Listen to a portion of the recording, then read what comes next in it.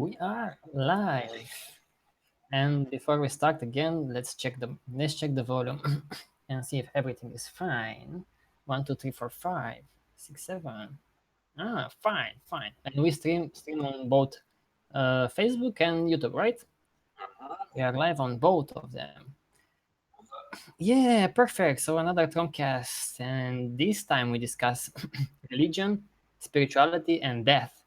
And if you wonder why only 3 people, is because the other ones are sinners, so they cannot. We are the only pure ones. Other people may join, so yeah, let's see. And anyone can join. You find the Jitsi link on tromsite.com/live. Anyone can join the discussion, and yeah, and this is how. Before we begin, I want to tell you that we made a new Trom site page for videos, and now we stream from the Internet Archive, which is much better. It's more interesting. It's like more like a trade-free system, and there you can find our Tromcasts. You can go on tromsite.com/videos, and you see all of the Tromcasts, and it's much better this way because we don't only rely on YouTube and Facebook. We only stream on those. If we ever could stream on directly on Tromsite, we will do it. So, and today you can also comment on chats on Facebook and YouTube, and if someone else is keeping, like maybe Alexio may help us with keeping an eye on the comments, and he will send us any questions that you may have. Yeah, so that's it. We can start talking about religion and spirituality and death. And I don't know if this is a funny subject or a serious subject. It depends how you watch, how you look at it. It could be a funny subject because the stories are of religion. If think about this, if the story of religion, take the Christian religion, will be just a story and not a religion, and only like 4, 5, 10, 20 people will believe it. Yeah. Cody, you want to go first or should I? Okay. He has like a technical thing at the moment. I start. What about you, Aaron? I'm not religious at all. I'm But I can tell surprised. you, I grew up in a very religious environment. So like I'm out of Germany, Mhm. and there it's very traditional. So there are many churches. I think every big city or every small city has a church. We go there on kind of every Sunday. Of course, not all, but some do. Um, So I was also go there for Christmas, for Easter, for for these kinds of events, and yeah. But then, of course, I grew up in that environment, and then there came the point where I questioned that, like, what am I doing here? Like they say, there's one man in the heaven, and he's like he made the world in 7 days, and of course, you know stories. And yeah, that's just bullshit. What age were you when you started to smell the smelly smell? Yeah, probably I got like 13, 14, maybe something like this. I have to tell you, at one point, I was one of the guys who served in church. I don't know how this is called in English, but yeah, it was not voluntary. It's just I kind of ended up in there. And sometimes we were in church and we were laughing because it was so ridiculous. But yeah, then I stopped doing that and I went away completely from church. Yeah, What about very. you, Cody? Geez. Age of reason for me. I guess the thing is like so I grew up I guess in the church and stuff, and like it was kind of always a thing, but our family was like I don't know, we wouldn't go to church every Sunday, but like some Sunday. So I grew up with like that in my beginning, and then we got out of that cult or whatever it was. But church was never like a big thing for me or like God or anything. But I just kind of always knew about this dude who was watching all the stuff I did.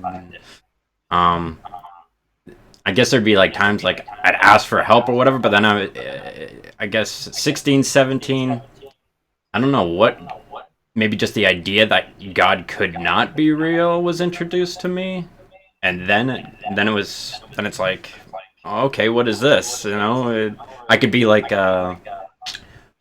it'd be like in your times of weakness would be like, I'm on the toilet and it's like, okay, God, if you could please just get me out of this one, whatever it is, or what have you. That would be my go-to. And the last time I asked God for help, and then it would be after you get out of the situation or whatever precarious situation you're in, you're like, okay, but if I didn't do the invisible words in my head or whatever, or the imaginary words in my head, would I still have the same outcome or whatever? Is this guy actually doing like, oh, he's asking for help right now. Yeah, let's pain relief. Hit him with the morphine. Just But isn't this a bit of an ironic or thing for religious people to do? Because I did that as well when I was religious, and pretty much everybody does this, to ask this creator of the universe who knows everything, and he has his own plan, to ask him to step away from his plan and do something for you, for the football team, for the house, because you need the house, the car. Yeah. Isn't that like, I would not dare if I would be like a very into this, if I would be very, very Christian or very, very whatever. I will not dare to bother this creator of the universe with my shit here. Like, hey God, I will like this car. I like a race. Really? Yeah. Well, let me get that for you. Yeah. How can they, if then I realized later on that, because in that moment you don't realize such things, because everybody does this. You cannot put two and two together in that situation. But now when I look in retrospect, like from behind, I'm like, this is quite a strange thing to do if you really believe in such things. Yep. To ask the creator of the universe for something, whatever that thing is, he knows best. You don't have to interrupt him. Of course, yeah. It's also like I realized at one point that I was believing in that because because everybody was doing it. I mean, there's this argument that they say, oh, it has been around for thousands of years and everybody is believing in it, or many people. Of course, there are other religions too. So, but yeah, because of the environment, it's like there must be something like there must be a point to that. But then later on, it's just like if everybody is doing something, it doesn't mean it has to be true. So yeah, that's fine. But for me, it was like, and I wrote about this in several blog posts and made the video. It was around the age of 10 or so when I realized, when my parents told me that, Santa Claus is not real and so forth, and I was like, what? Shut the fuck up.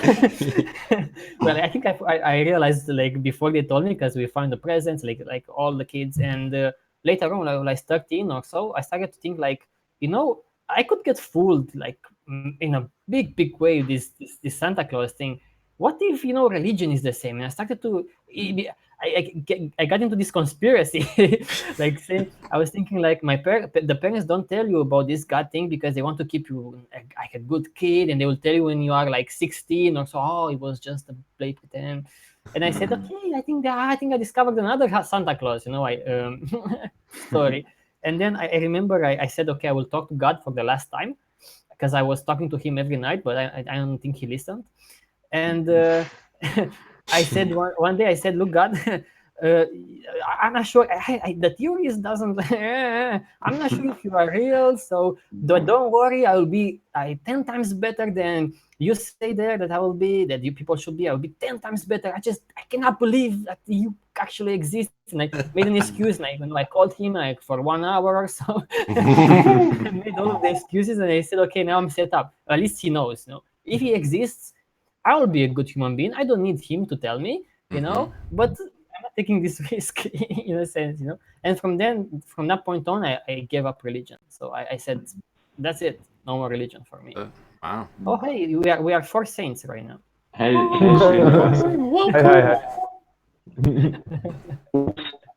Hi.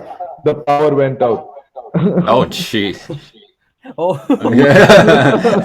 is this a sign?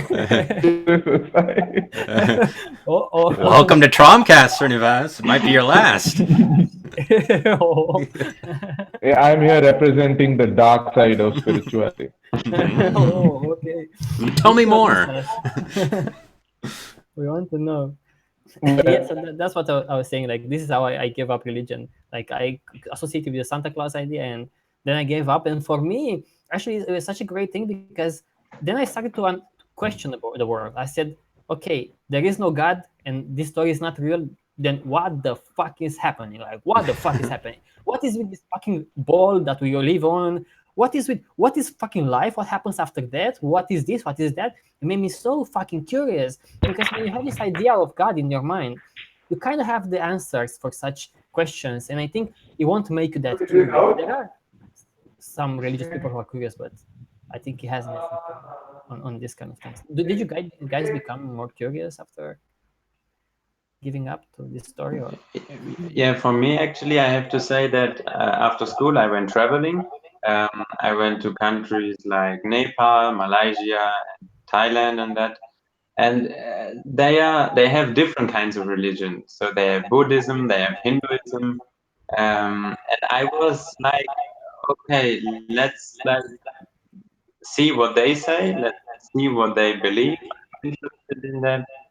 Also in Buddhism, like what Buddha did and meditation kind of thing. And I did a meditation course. So I have to say I was kind of into this spirituality thing. So yeah. Mhm. But of course, after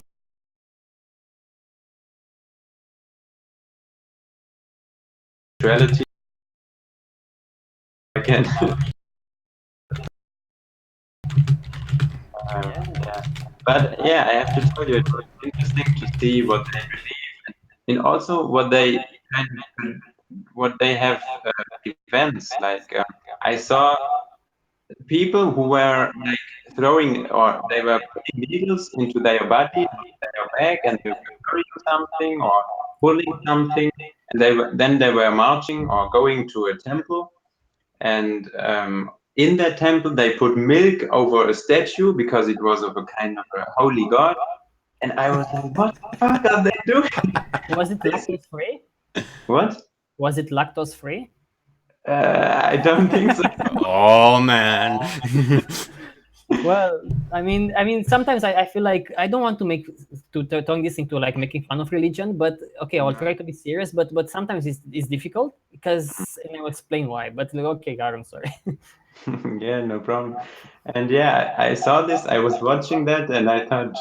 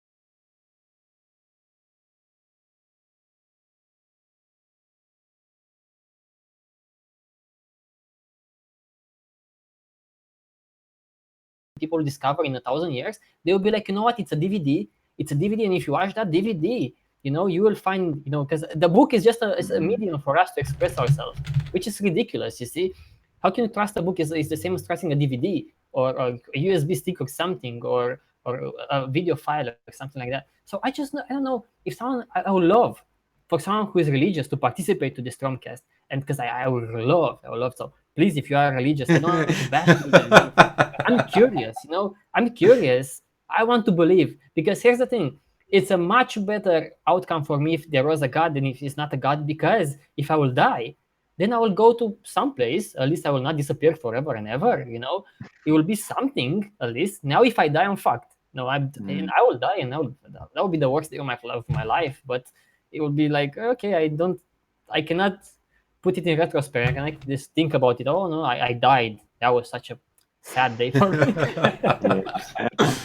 So yeah, I'll be curious to see, because I feel like people don't even understand religion. Even those who are religious, they don't know much about religion at all. Like, they don't know about the Bible or the Quran, or probably they don't know much even their own beliefs. So I'm not sure what to say now, but if someone is here to participate. Yeah, I think maybe some people say, okay, you cannot disprove that there is no God. So how can you prove that there is no God? They say, okay, God created the world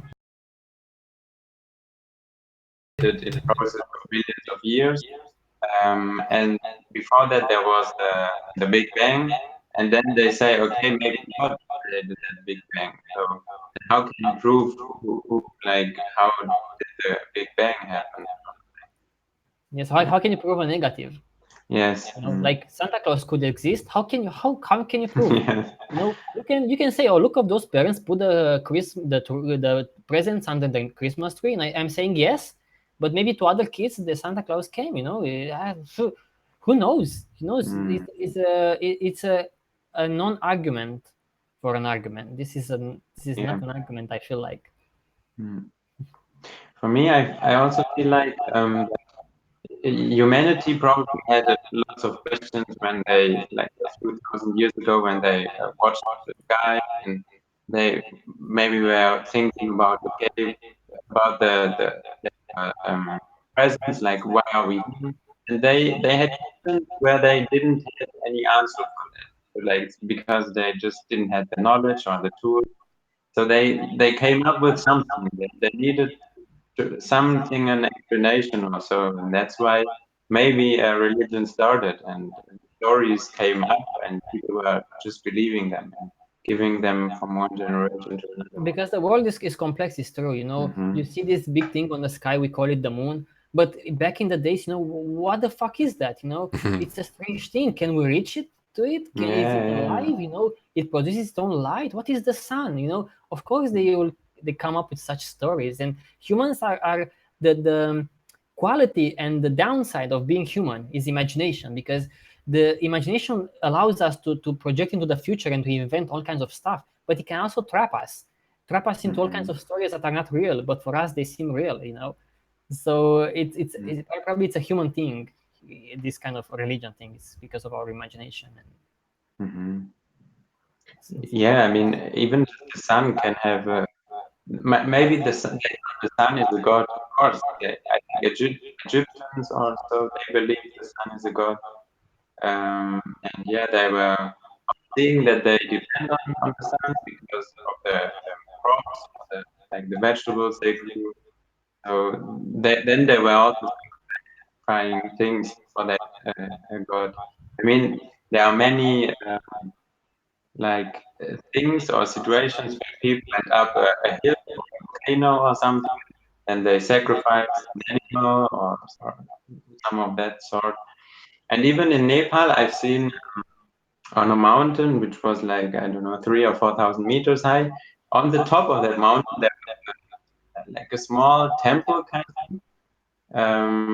And people were marching. They were getting up there to bring a lamp or uh, bananas or even money. And they were sacrificing these things on top of the mountain because they believe, yeah, there's the God, and we have to give him things in order that he gives us a better life. Or things like that. So it's really, it sounds what the fuck. Really funny. Yes, and I wanted to bring this up because I will not make fun of religion if religious people will not make fun of people who believe in Santa Claus and they are 30 or something like that. If you don't make fun of other people who have all kinds of weird beliefs, then I'll not make fun of your religion. But I feel like I've seen so many religious people who find it ridiculous how some people are dressing or they believe in all kinds of weird shit. Oh, flat earthers, motherfucker, you believe it's a dude in the sky who like Casting takes care spells. of everything and shit like that, and you make fun of like flat earth people. So if they don't make fun of such things, then okay. I have nothing against whatever people believe. You believe in whatever you want. I just want for society to rely on science, because there is the only way forward. Else, that's why we moved like 300 or so years ago from believing and projecting what the world is like, and what could it be, to let's discover what the fuck that is. Instead of saying, oh, this is the god, this sun. No, we invent telescopes and we look closely and we make theories, and we try to prove those theories, and we try to make predicaments, like say, if the earth spins around its axis, you can predict the position of the moon or other stars, and so forth. So that's what brought us here. With religion, you cannot do. That's the thing. Even if you believe in religion, I don't think there is not. What can you do with it? Maybe at best, it can provide you moral support, but at worst, you will fuck things up, because you cannot predict anything in religion. There is no prediction there, and we rely on predictions in our society because we want to know how the weather will be in a few years' time. We want to know if this rocket will land on the moon or land on New York. Because that would be a big difference. We need to know such things. If these things will explode, or this building can be built so high. And we need to know such things. So what is the role of religion? What do you think, Cody, for example, is the role of religion in people's lives? Because if you know religious people and so forth, what is the role? It seems like the big go-to I can think to is like it's almost always God is talked about in like a person's time of need, or yeah, like you're saying, for like moral support. But that goes both ways. So where it can be, good, and thank you God, you saved my child, or whatever the crap. It also goes in the opposite direction when things are not going favorably for you.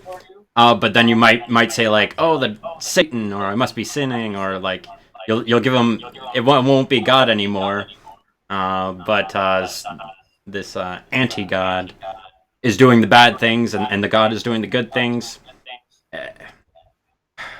The role and the bad dude can get you into your head, because I know some people can get into your head and can, yeah, I know in like my personal life, and because in Romania, for example, I know some people who are like stressed out because of that, and they are scared, and they are it can fuck up with your mind very, very, very badly, so that's not good. Yeah, depending on how deep you want to go into this imagination factory, there's some pretty messed up shit in the Bible, and like if you actually come out even believing like part of what's out there, it's like science can no longer help you, because your view of the world has become detached from reality, and yeah, so like. Yeah, you can be left just kind of floating there with nothing to grab onto, like mentally. I would say like science is like your life jacket or something. Like at least you have some sort of truth, like photons are a thing, and that you can see with there's just some like fundamental truths about the universe, I guess. And if you don't have that understanding, and God's your thing, and all these reasons and stuff is God or religion, puts you in like a fragile position if those are challenged somehow, either by maybe people in your life, or things that are said, or things that happen that you don't think should be happening on this God-fearing world or whatever. And if our society, you think if our society will be like more caring and more, people wouldn't be like these rats in this game that everybody has his own work to doing jobs and busy and like trade stuff. they will have more connection, more human connection, and more care from people's these relationships, more ears to listen, and more brains to deal with their problems. And for example, hospitals and so forth will provide more care and don't look at you as if you are like a dog coming to get a vaccine. You have 5 minutes with your doctor, and then out, 5 minutes out, 5 minutes out. If the society will be more caring, maybe people will need less and less of such spiritual maybe discharge. This like it's like a discharge, and they Yeah. use spirituality and religion because it's there everywhere. Every time it's there, and they feel good about that. Yeah, like I get. Completely. Yeah, yeah, like confession. Maybe instead of that being like something between you and just this one guy or whatever, and a three-way conversation between you, him, and God or whatever. It's like actually have those conversations with the people maybe it's even affecting in your life or whatever, and have that like. It's so weird because you'll be on the internet and you can read whatever and you'll be like, that's me, like somebody's in my body and typed out like that's how I'm feeling. Like we all have these very similar experiences. Yeah. Train of Yeah, thoughts I gone. also, Yeah, no problem. I also want to add that maybe people believe in religion or spirituality because they are looking for some kind of meaning in their life, purpose or something. yeah. And yeah, things happen for a reason, and it must happen this reason because of this and this religion, or also because something happens, like if you get a disease, like for example cancer or something, and then you can find um, yeah, that it must have happened because God wanted it that way, or because in the life before my life now, I did something very very bad, so that's why this happened now. So yeah. Imagine if you have a kid and you lost this, you are losing this kid, and this kid dies. You lost a life, and you lost something that you really cared about. Of course, it could Mhm. be extremely comforting to think that, okay, it's there somewhere and it's watching me and I can talk to the kid, Yeah, and so forth, rather than thinking that that's it, is gone. Hmm. But you can also, I think we didn't practice much with scientific uh, um, cushioning of this problem, like scientific to use science. We didn't prepare kids and adults to deal with that in a scientific way, because even the mhm, scientific story it's amazing. Is the fact that this kid, these atoms of this kid, they spread and they create trees and they create other people. The story is very beautiful. We come from the same pile of thing called earth, and we go into the same pile of thing. It's an amazing story. It's true. It's true.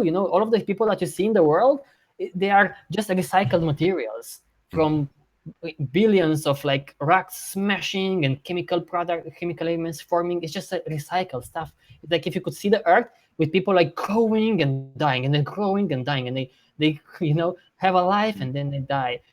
So I don't think we have much practice as a exact. society with this idea of that.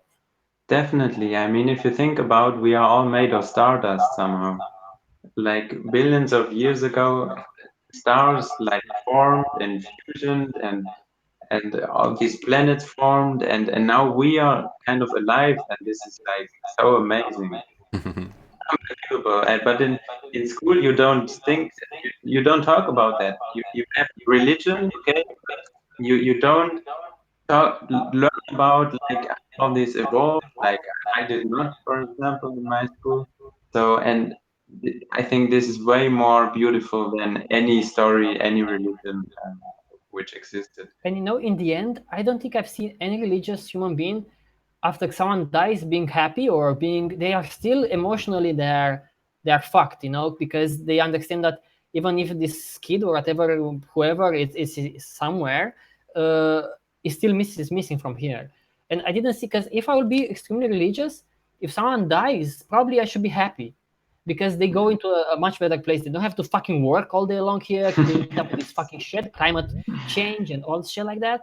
But I didn't see that from people. I didn't see that from religious people. They are still traumatized by such events. So I'm not even, if I think well about this, I'm not even sure that it helps that much. I don't know. Srinivas? Shas. Yeah. How is the dark side, huh? The dark side's pretty dark right now. It is impressive to know that my power has grown. It's like I now have influence over 4 square kilometers at least. Oh, that's how bad it is. That's how, yeah, you can say what's bad in the light is good in the dark. So, Oh my. Oh my. But it's good that we still have internet, so how come? Yeah, that's interesting. well, that's big. Mhm. Right. There is Hinduism, there's Islam, there's Sikhism, there's Christianity. Then there are a variety of, say, you can say pagan religions, the little tribal religions and other things. And as to what people believe, they will believe anything. Probably. So, I mean, there have been reports of where somebody tried to install a trash can shaped like a penguin outside a temple, and people actually thought it was like an idol or something, and they started worshipping it. So there is no, there is no. The live is down. It should be back up now. Yeah, the OBS just crashed. People will believe anything and everything, and I think the people who have lived in this part of the planet have been coming up with beliefs for as long as they've been walking. What do you think is the downside of believing, or are there more upsides or more positive things about having such beliefs than maybe not? Do you think there are advantages in society? What do you think? It's probably religious people and Well, yes, there is the believing in religions and other belief structures does offer you some sort of social advantage. But then again, that's very subjective. There are more downsides to being a non believer than being a believer. in the society, you mean? Yes, in the society, simply because, uh, like almost everywhere else, you are almost always born into a religious family of some kind. And for me, it was easy to come out of it because my family is a little bit more tolerant, and they tried their best to get me to believe. And then because I have a very short attention span, I couldn't keep track. And it's also Hinduism, right? We have so many gods, like 300,000 apparently. I mean, you are many people there, so Yeah, probably you need more. I do not know why, but the overall idea of having a god or wanting a god, it's like almost anywhere else. It's a part and parcel of everybody's life. I just didn't like. I never had a religious experience, and one of the main reasons is that I don't really take myself that seriously. That I believe that there needs to be a super powerful, invisible being looking out for me. In every way that I fuck up, it's abundantly clear that it's because of my doing, and I'm okay with that. Even your success is not, it's your success. I don't know. I mean, I never get anywhere without other people helping me. Yeah. Everything I learn from other people or from teachers. Things I do correctly, it's probably because I followed a set of rules, and it's sort of worked out. So I can say that even before I knew that I didn't have a need for faith, I sort of fell out of it. That's the best way I can describe it. But is your, you said that your family is religious, of course, because it's like statistically probably it's very unlikely to be born in a non-religious family. But you said that they are more like accepting with your views. Yeah, because they tried to get me to change, and then they figured that this is something this guy is not going to get. So As long as he's not going to be a pain in the ass about it, it's fine. He's not that smart, so don't try with him anymore. Yeah, Get it? I mean, they do wish that because I went through the ceremony. Every culture has a coming of age ceremony.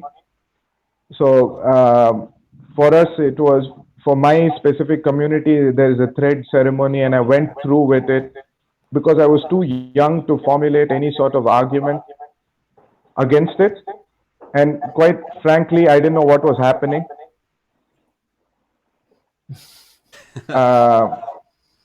But actually, one of the main reasons that I dropped religion was because of the religious teacher I got. There's a guy who comes to your house and he tells you what the rituals you have to do every day and the prayers. When I started questioning him, he told me that this is the story that we've been telling each other, and now we have science. They're not totally incompatible, but it's up for you to choose. So that was a starting point for me, because he was also fairly young when he came to teach me. He was 25, 26, and he was going to university, doing these religious teachings. He's like a priest.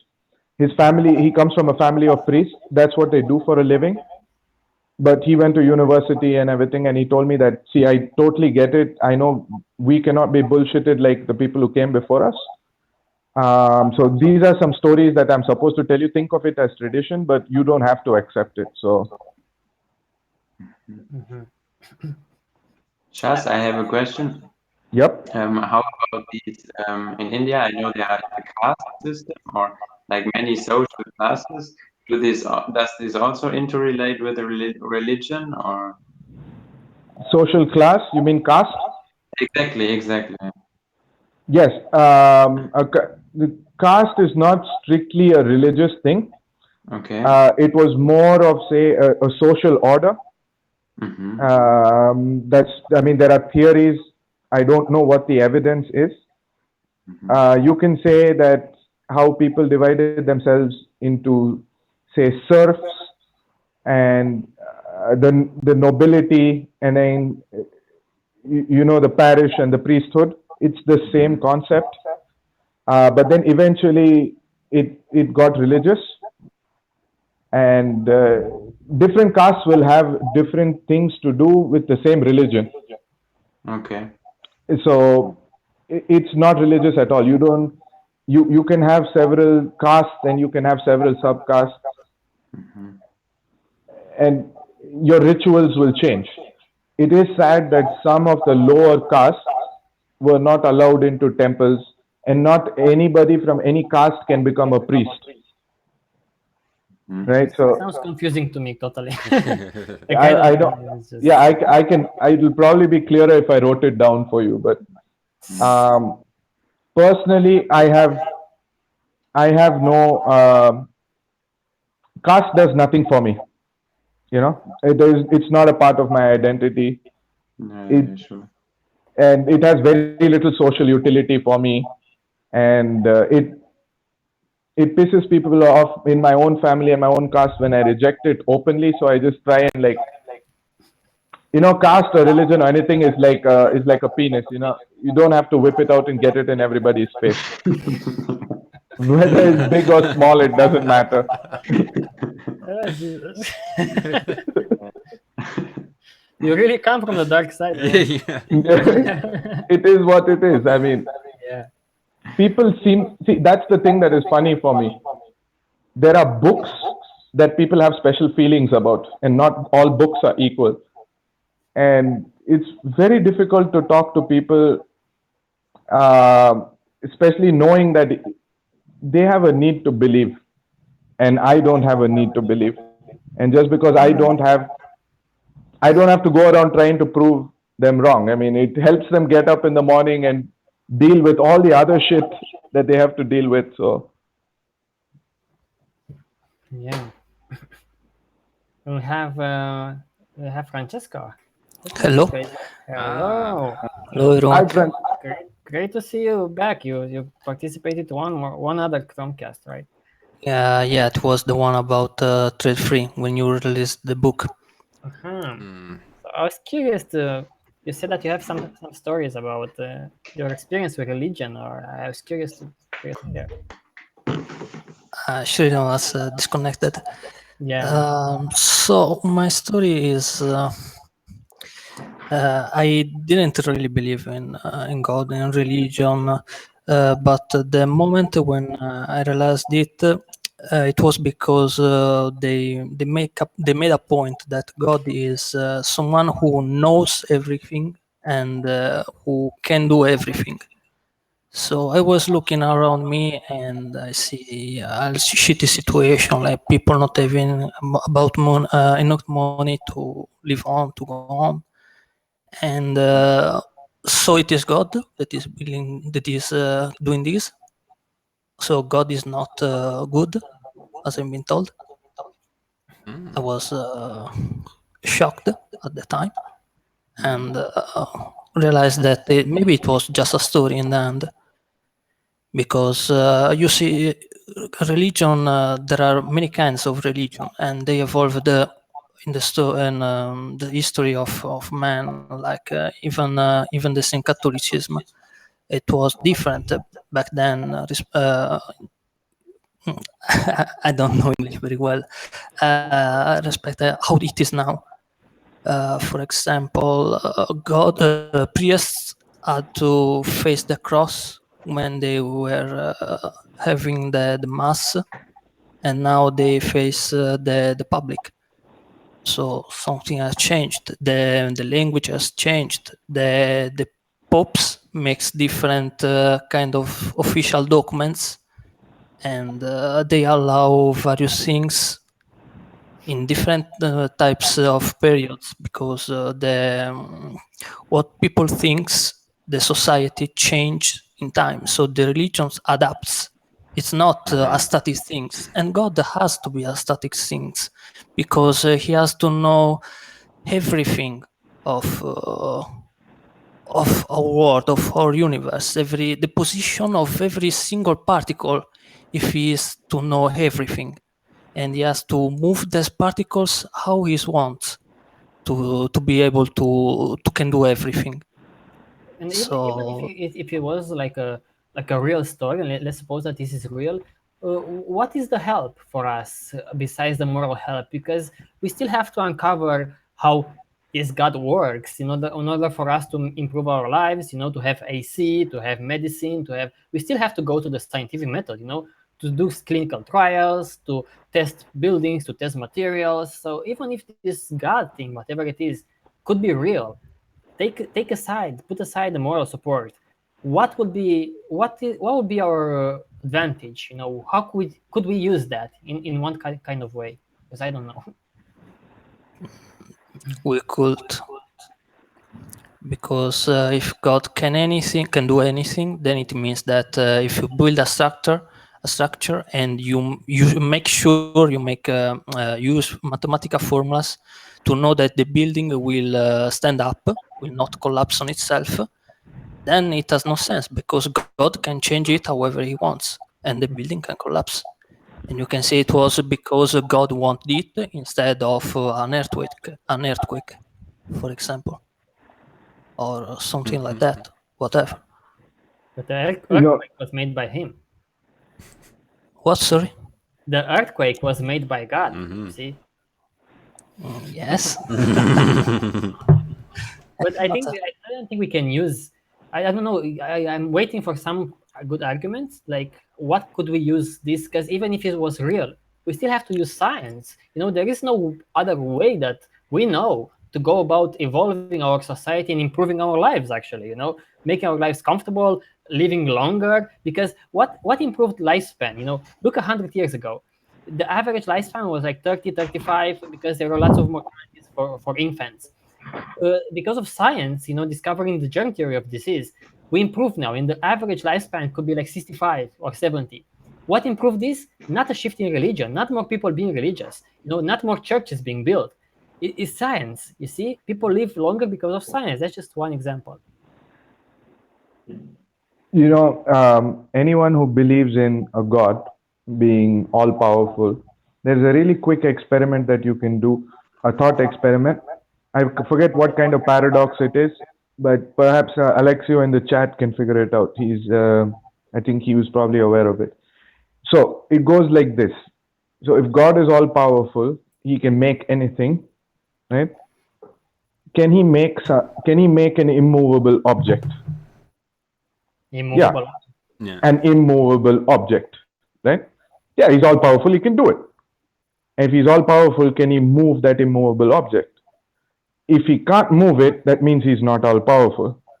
If he can move it, it means that the object is not immovable, therefore he cannot make an immovable object. Do you see the catch 22? But I know people who will argue with that. Who will say he made an immovable object, and then whenever he wants, he can switch that, and then it can become movable again. So it changes the reality however he wants, whenever he wants. So it was immovable as long as he wants to be immovable, and then it's movable. And guess what? Just as we were talking about it, there is light. I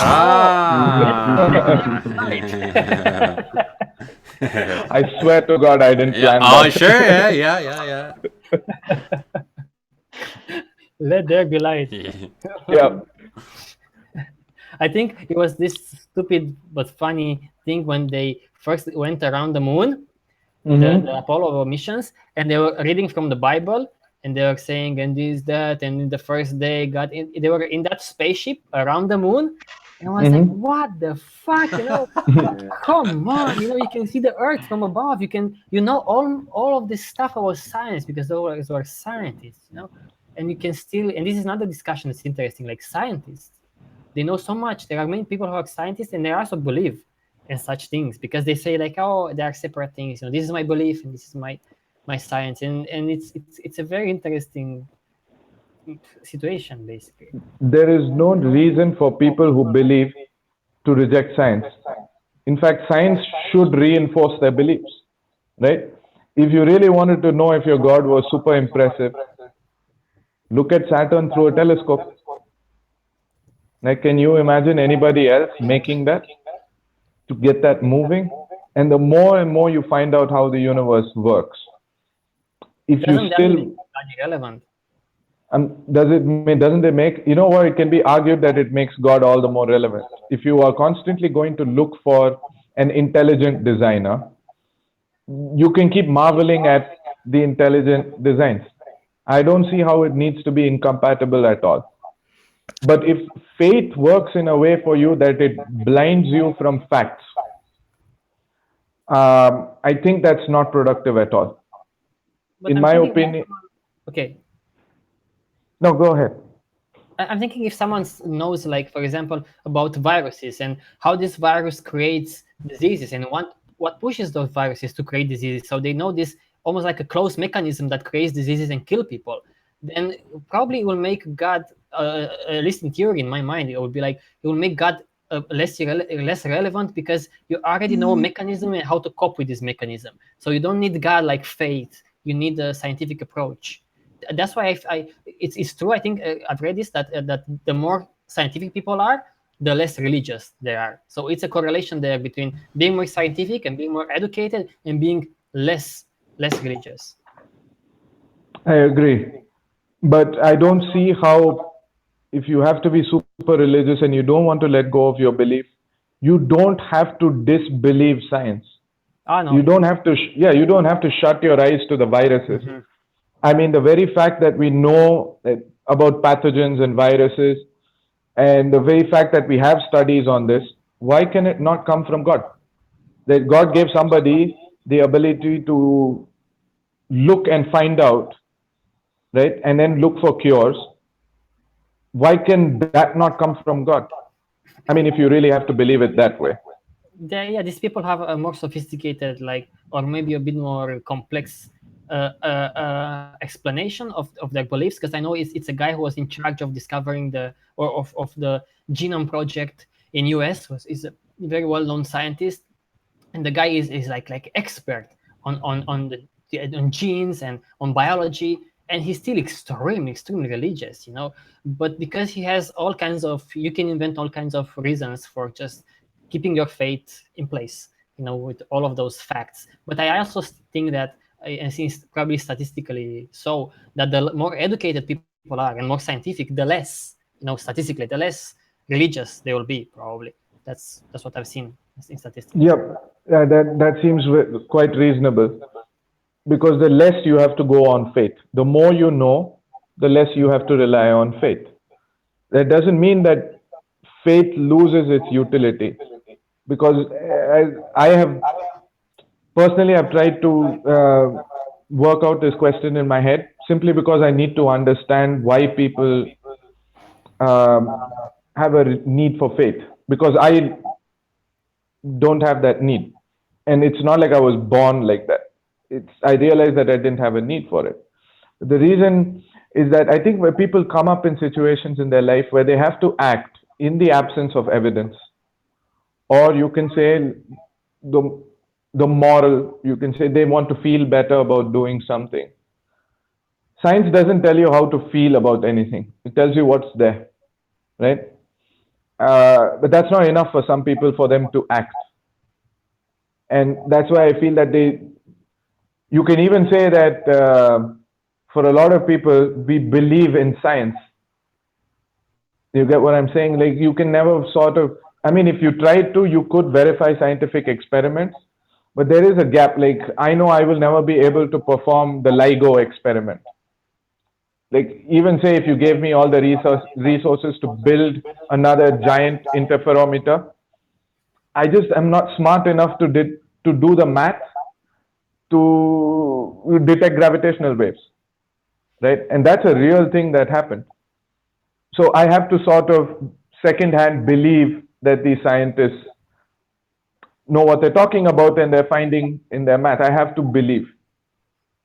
That's how I see it. But with science, you can ask for evidence and you will get it. But with religion, you don't get that. Isn't that the difference between trust and belief? Like, because for me, it's like you trust something that is more plausible rather than just believe it. Because if you lose your keys, you don't kind of believe that somehow they went into another universe. You will search for them, and you won't search first into the fridge, because you probably are quite skeptical that you left in the fridge. So you have this kind of, because of the world you live in, and the more educated you are about this world and how it works, the more able you are to know who to trust or what to trust. Right.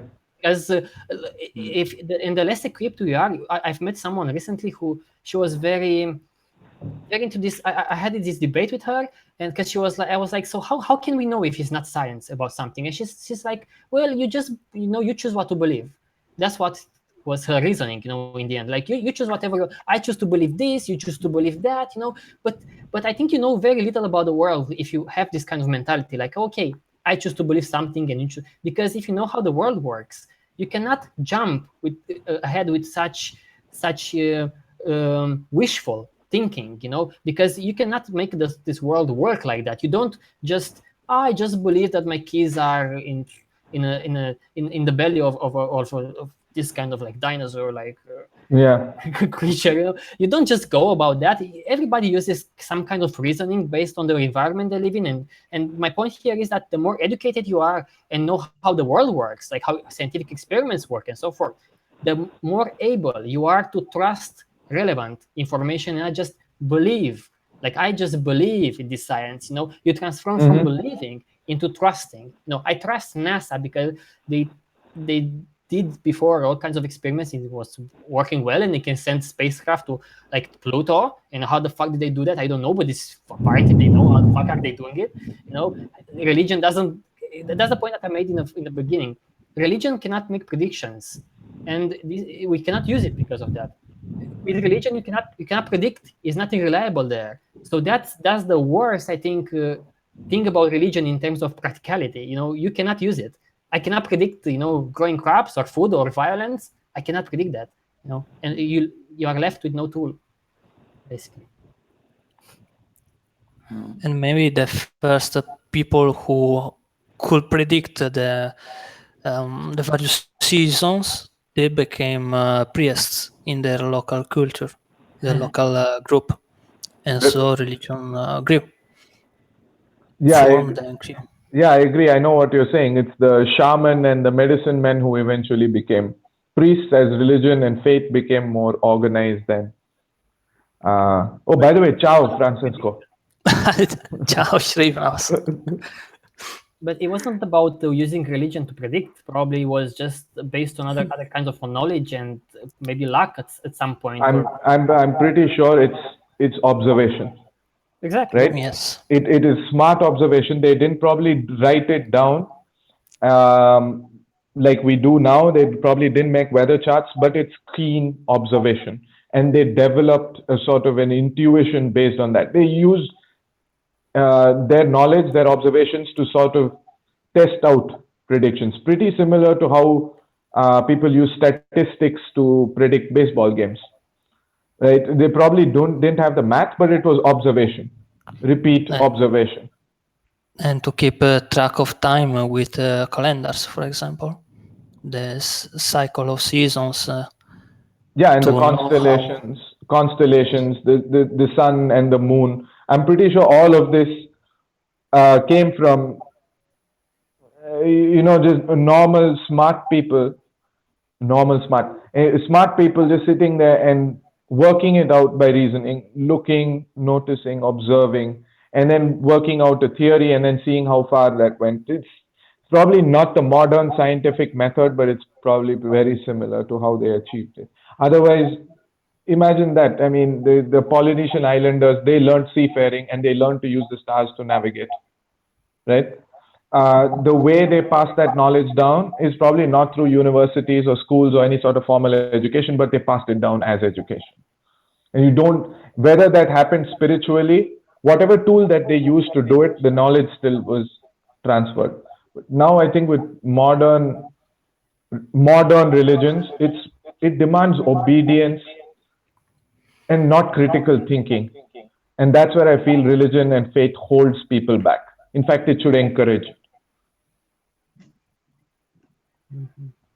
Well, they had schools even back when Aristotle was living, or Plato, and they had like libraries, and they transmitted knowledge, and they were asking all kinds of questions, and they did some sort of experiments even back then. But of course, this is the evolution of science. Yes.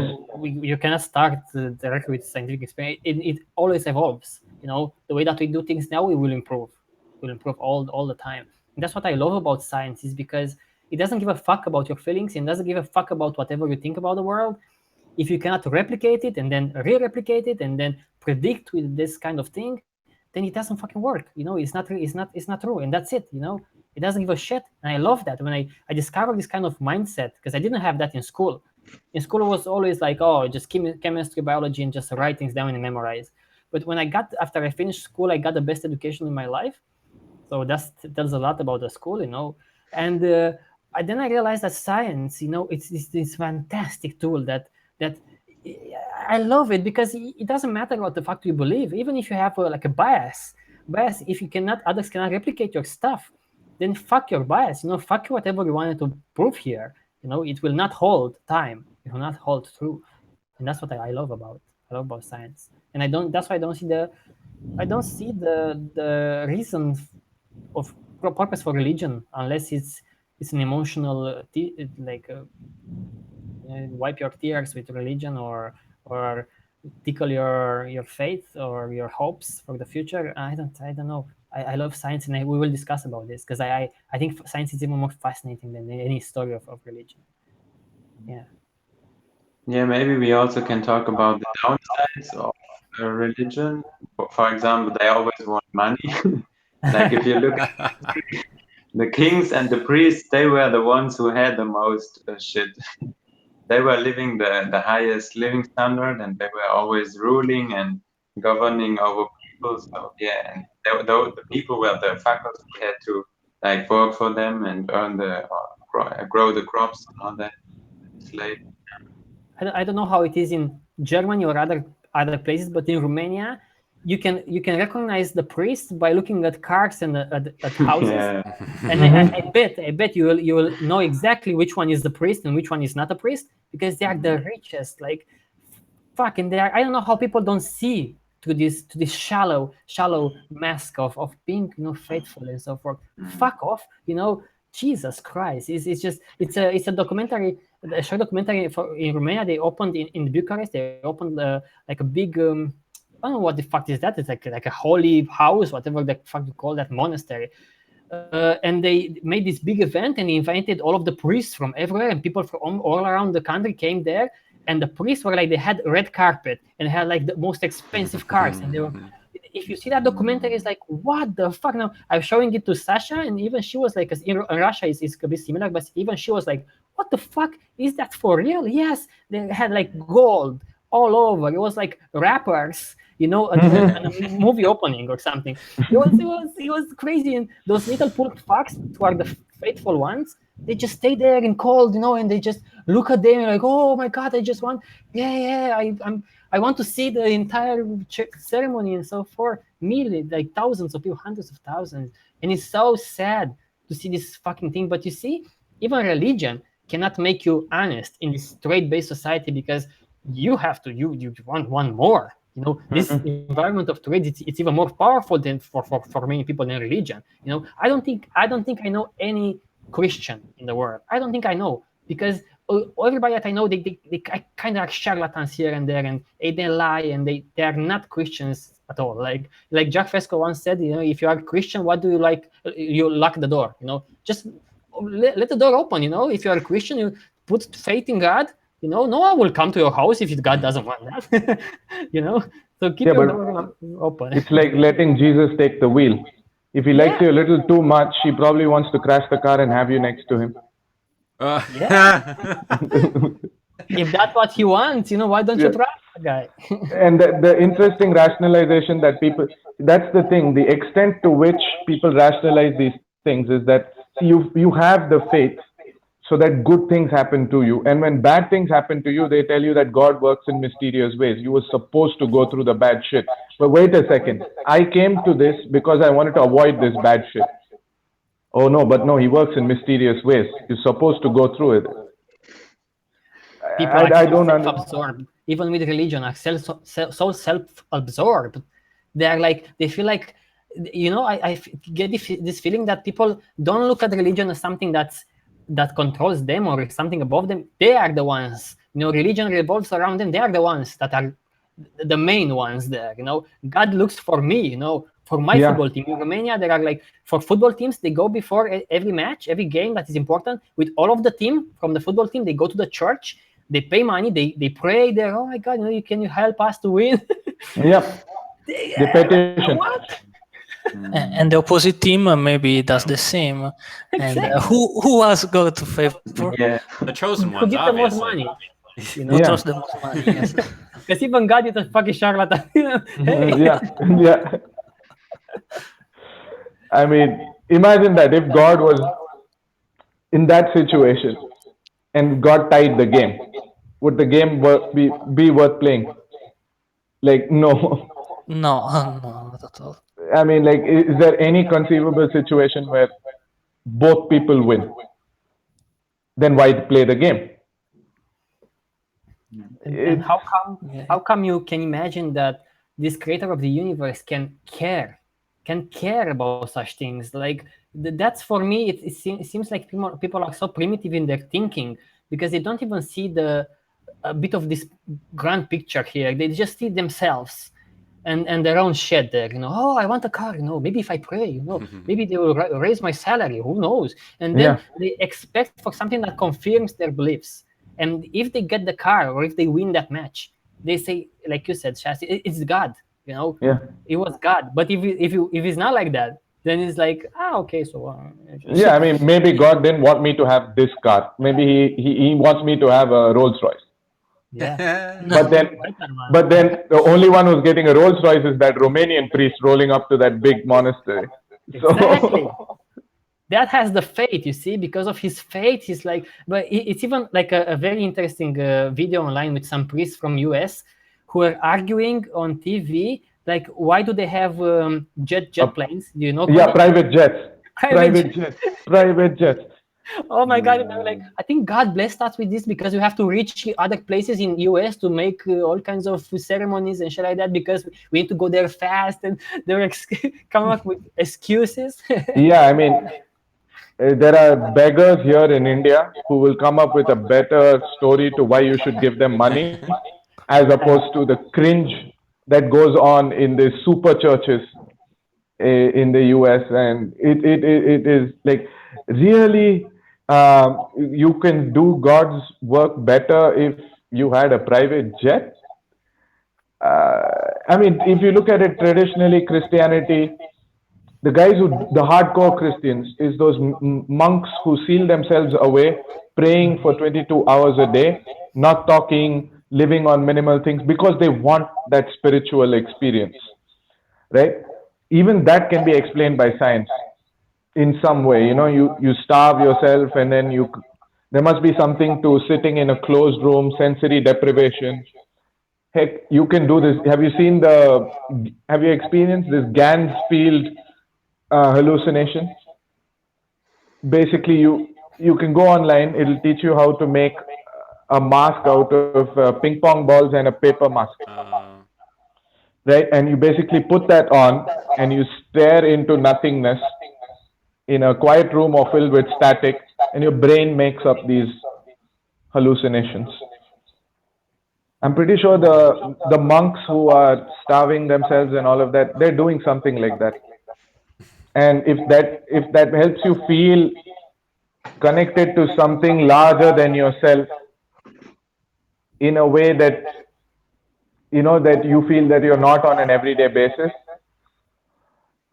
cool, man. That's how you get your rocks off. That's how you get your rocks off.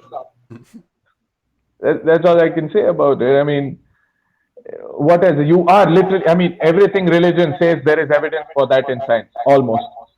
You know, everything is connected. Yes, everything is connected.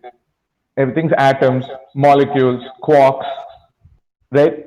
If you zoom down to in that scale, everything is the same thing.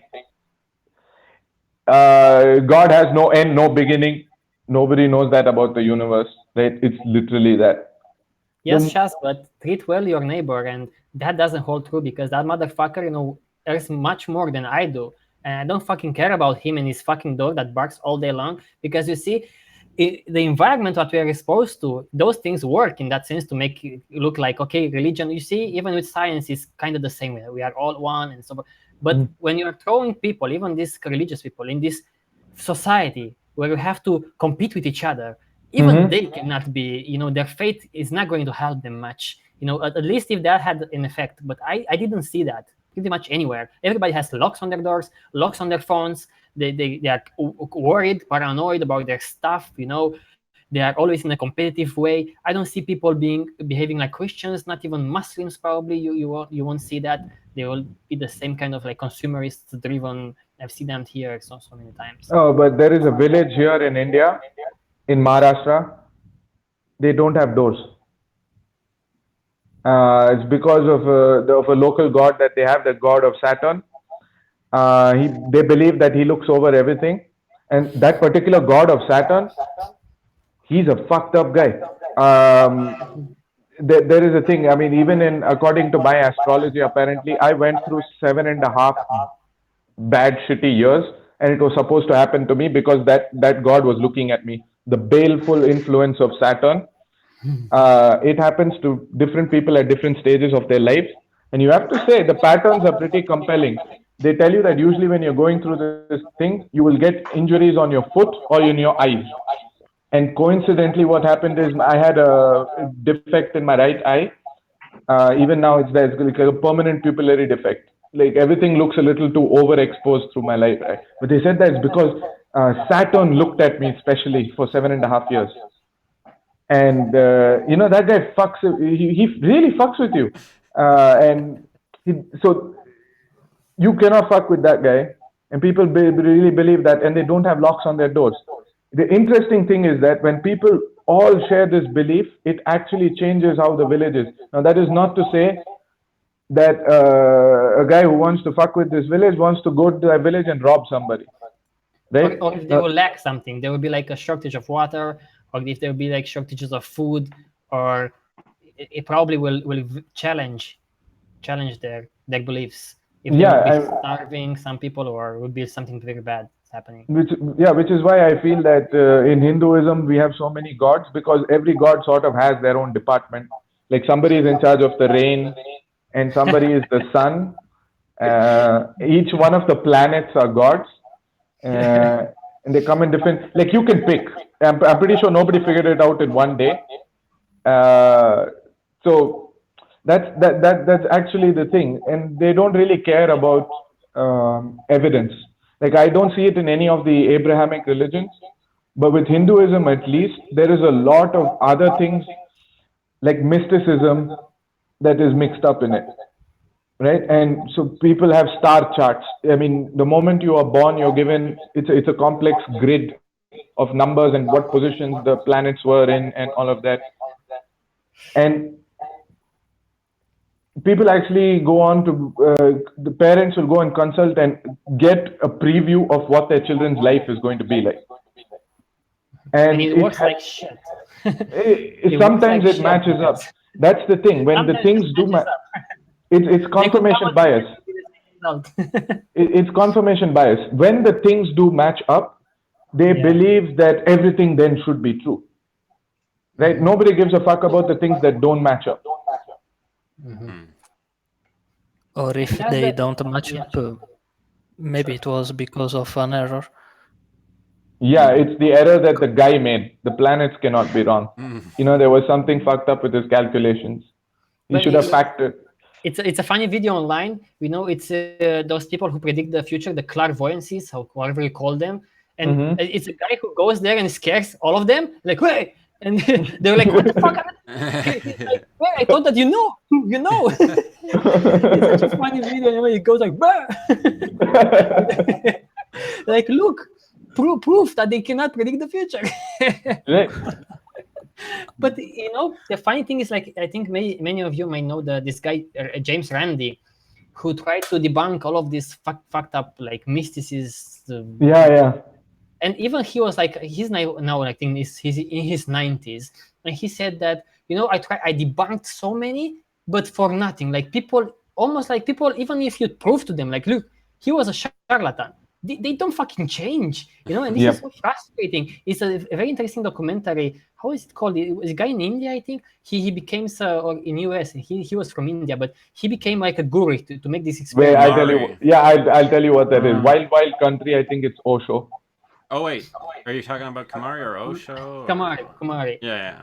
Yeah, the documentary. He pretended to be a guru because he had nothing. To be a guru. He pretended for the documentary to be a guru, and he comes up with these weird ideas, and lots of people follow him. And then at one point he's like, okay, I'm scared now. I will tell everybody that I was like, this is not true. He tells people, and people are like, oh, okay, but you still had all kinds of interesting things to say. Yep. They could not give up to this guy, That's fucked up. Yeah, we have a saying here, not a saying, but how to become one of those gurus. It's very easy. You go sit down under a tree, okay, and you say nothing, and you absolutely say nothing, and you do that for a week. The next week you sit there every day, same time, same spot, and you say one word every day. It can be any random shit. You keep this going long enough, people actually believe that you are some kind of profound guru. Let's do that, and then first word should be trade, and next word should be free. And then org. Yeah. We get them like that. Yeah, I mean, if you instead of black, if you wore orange, you would have a lot of success. Yeah. It's so frustrating, because, for example, take TROM or even the Venus Project or Zygas, and we try to reach this like more people to showcase them something about our society that is, I would say, it's very based on science, and we try to do this with books and videos and so forth, and we don't have that much success. But any fucking crazy guy who comes with some fucking weird idea, he gets like millions of fucking followers, and he's like, fuck me, how the fuck, all of these fucked up theories that have nothing to do with the reality, And it's frustrating in a sense for someone like me working on this for the past 10 years to see this kind of people rising up. But I think it's normal because people are, because of the society and the stories and the environment, they are prone to this kind of thinking, that they follow this kind of weird shit, like in Romania they think that the airflow makes people sick, and they just believe that. The airflow, they close all of the windows and the doors because so that you don't get sick. They have all kinds of these mental things that you cannot snap out of them. It's so weird. It's so weird. But won't you fall more sick if you don't have ventilation? If you don't have the right amount of ventilation, won't you be sicker? Exactly. And I've seen parents many times, their kids, they keep their kids inside, and they don't let them outside because they think the outside will get sick in the winter. They keep them inside, whereas there are more chances to get sick. But they just cannot understand this, even for the sake of their child. They cannot understand such things because were never exposed to any kind of scientific information, nor do they have the time to think about such things. People But I in feel, society are read-only mode. So. I think about what you said, how science doesn't give a fuck about what you feel, and that's precisely why people don't take to science, because it doesn't give a fuck about how they feel. I mean, everybody wants to feel reassured. I mean, at one point, I was debating with one of my friends that you can actually interchange the terms change and God. Like, you can do it quite easily. Change is the only absolute, right? Everything changes. There is technically no beginning or end to change. All change can be argued to be small changes. All can combine to become one big change. Therefore, there is no end. There is no beginning. It's the same thing whether it's the large thing or at the micro scale. So, do you pray to change? Right? These kind of things, even that doesn't take. Even a simple logical argument, because people will say that, oh no, but it's not about logic, it's about feelings. And I have a very tough time understanding what they mean by that. Like, what is feelings? I think, okay, maybe I can, so I know somebody who's gone through some stuff. I guess feelings, man, you're forced to, I mean, depending on whatever you get into, you believe certain things that just aren't, oh, man, it's tricky.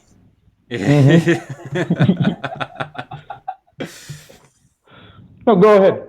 Try. I'm trying to formulate it in my head here. Sorry. It's so feelings. So my mom, okay, so she's informed me about a lot of things about like where she is right now. So she's struggling in her life and like a religious whatever.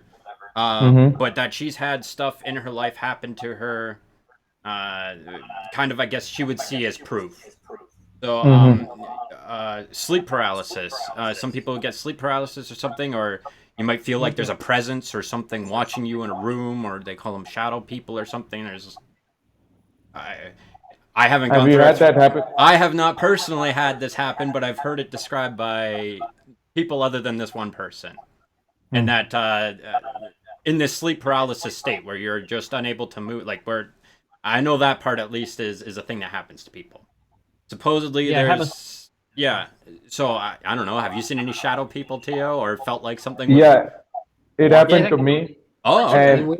Yeah, it's a weird feeling of not you waking up. Sometimes I wake up, Yeah. I just cannot move at all. I cannot move, and I have to struggle, and it takes me a while to get my body to function. Sometimes you feel like a pressure on your chest. Yeah, right here. Yeah. Okay, so pressure on your chest. My mom, since the the religious teaching and everything, she to her, it's a demon who sits on her chest when that happens, right? So like you're having a real experience, something that you're here and you're very present. I'm assuming in these moments because they got to be terrifying. But then you have the explanation you give is one that's supernatural or just can't be explained by what your environment has exposed you to. So that you have like a real, but you've tied it to something unreal, and that's like that's we're going back almost 50 years, And that, Yeah. that kind of feeling, that kind of like basis is like, no, but like, I don't have that experience that I can go back to and be like, oh, but this one time, you know, there's this really weird thing and I just can't, you know, there was nothing that happened to me like that. Maybe I would have a different outcome. But because, No, go ahead. no, I had this exact same experience, Mm-hmm. and I hadn't read about it, I hadn't heard about it, and I looked it up afterwards on Wikipedia. But you know what? It's what is striking to me is the similarity of this experience across all accounts. And there is a word for it in almost every language. In Tamil, it's my mother tongue. It's called amukum, which literally means like pressing ghost, right? Ah, yeah. For me, it was I woke up. I was in my room, and it was dark, but I could still see, and I couldn't move my head because my head was to the side, but I could see the shadow of this really tiny thing with its face really close to my face, and it was bony, and it was female. I remember distinctly remembering it was female, and it was like a creature, and like Theo was saying, I had to get up. I couldn't move, and I couldn't breathe, right? But I wasn't panicking because I was like, this is a really cool dream, and and I was looking. I could remember, and I remember quite vividly it saying into my ears, "How long are you going to struggle? It's time to come back now." Okay, Shit. and yeah, I remember it saying it in a language that I cannot. It's not a language I recognize, but when it was saying those things, I knew this is what it was saying. And then eventually, and then I saw around my room what seemed to, which I felt were like people, and I could just see their eyes, and they're all looking at me. Okay, and I got the sense that they were all waiting for something. Okay, and then I sort of broke free. I got up, I opened my room door, and I was knocking on my parents' bedroom door, and I turned around, and this thing, like, it grabbed me by the face like that, the same thing, and it was like, he called me by a certain name. I can't recollect it right now, but I knew instantly that it was my name, and then it said, "Enough, come back now." And then I woke up and I was in my bed, right? And this has happened to me twice or three times, and every time it says the same thing: when are you going to stop? I mean, haven't you had enough? Come back to us. And I was like, whoa. And but the other thing is real. I mean, it does feel like a pressure on your chest. It does feel like something is sitting on you. Mm-hmm. And I was struck because so many people have had the same thing, and I had never read or heard about it, because it could be that I'd read or heard about it and then I sort of hallucinated it Yeah. because it was in the back, but never. And Such situations can be, you see, I think it's a mix of being traumatizing on like physical and in the physical aspect, like you feel that pressure, you cannot move, and it's also is combined with this kind of weird stories that we grow up with, from religion to other kinds of movies and so forth. And this is why I think we correlate the two and become something that is more powerful to us and it can stick to us. When I was little, I had this kind of hallucinations where everything was either moving extremely fast or extremely slow.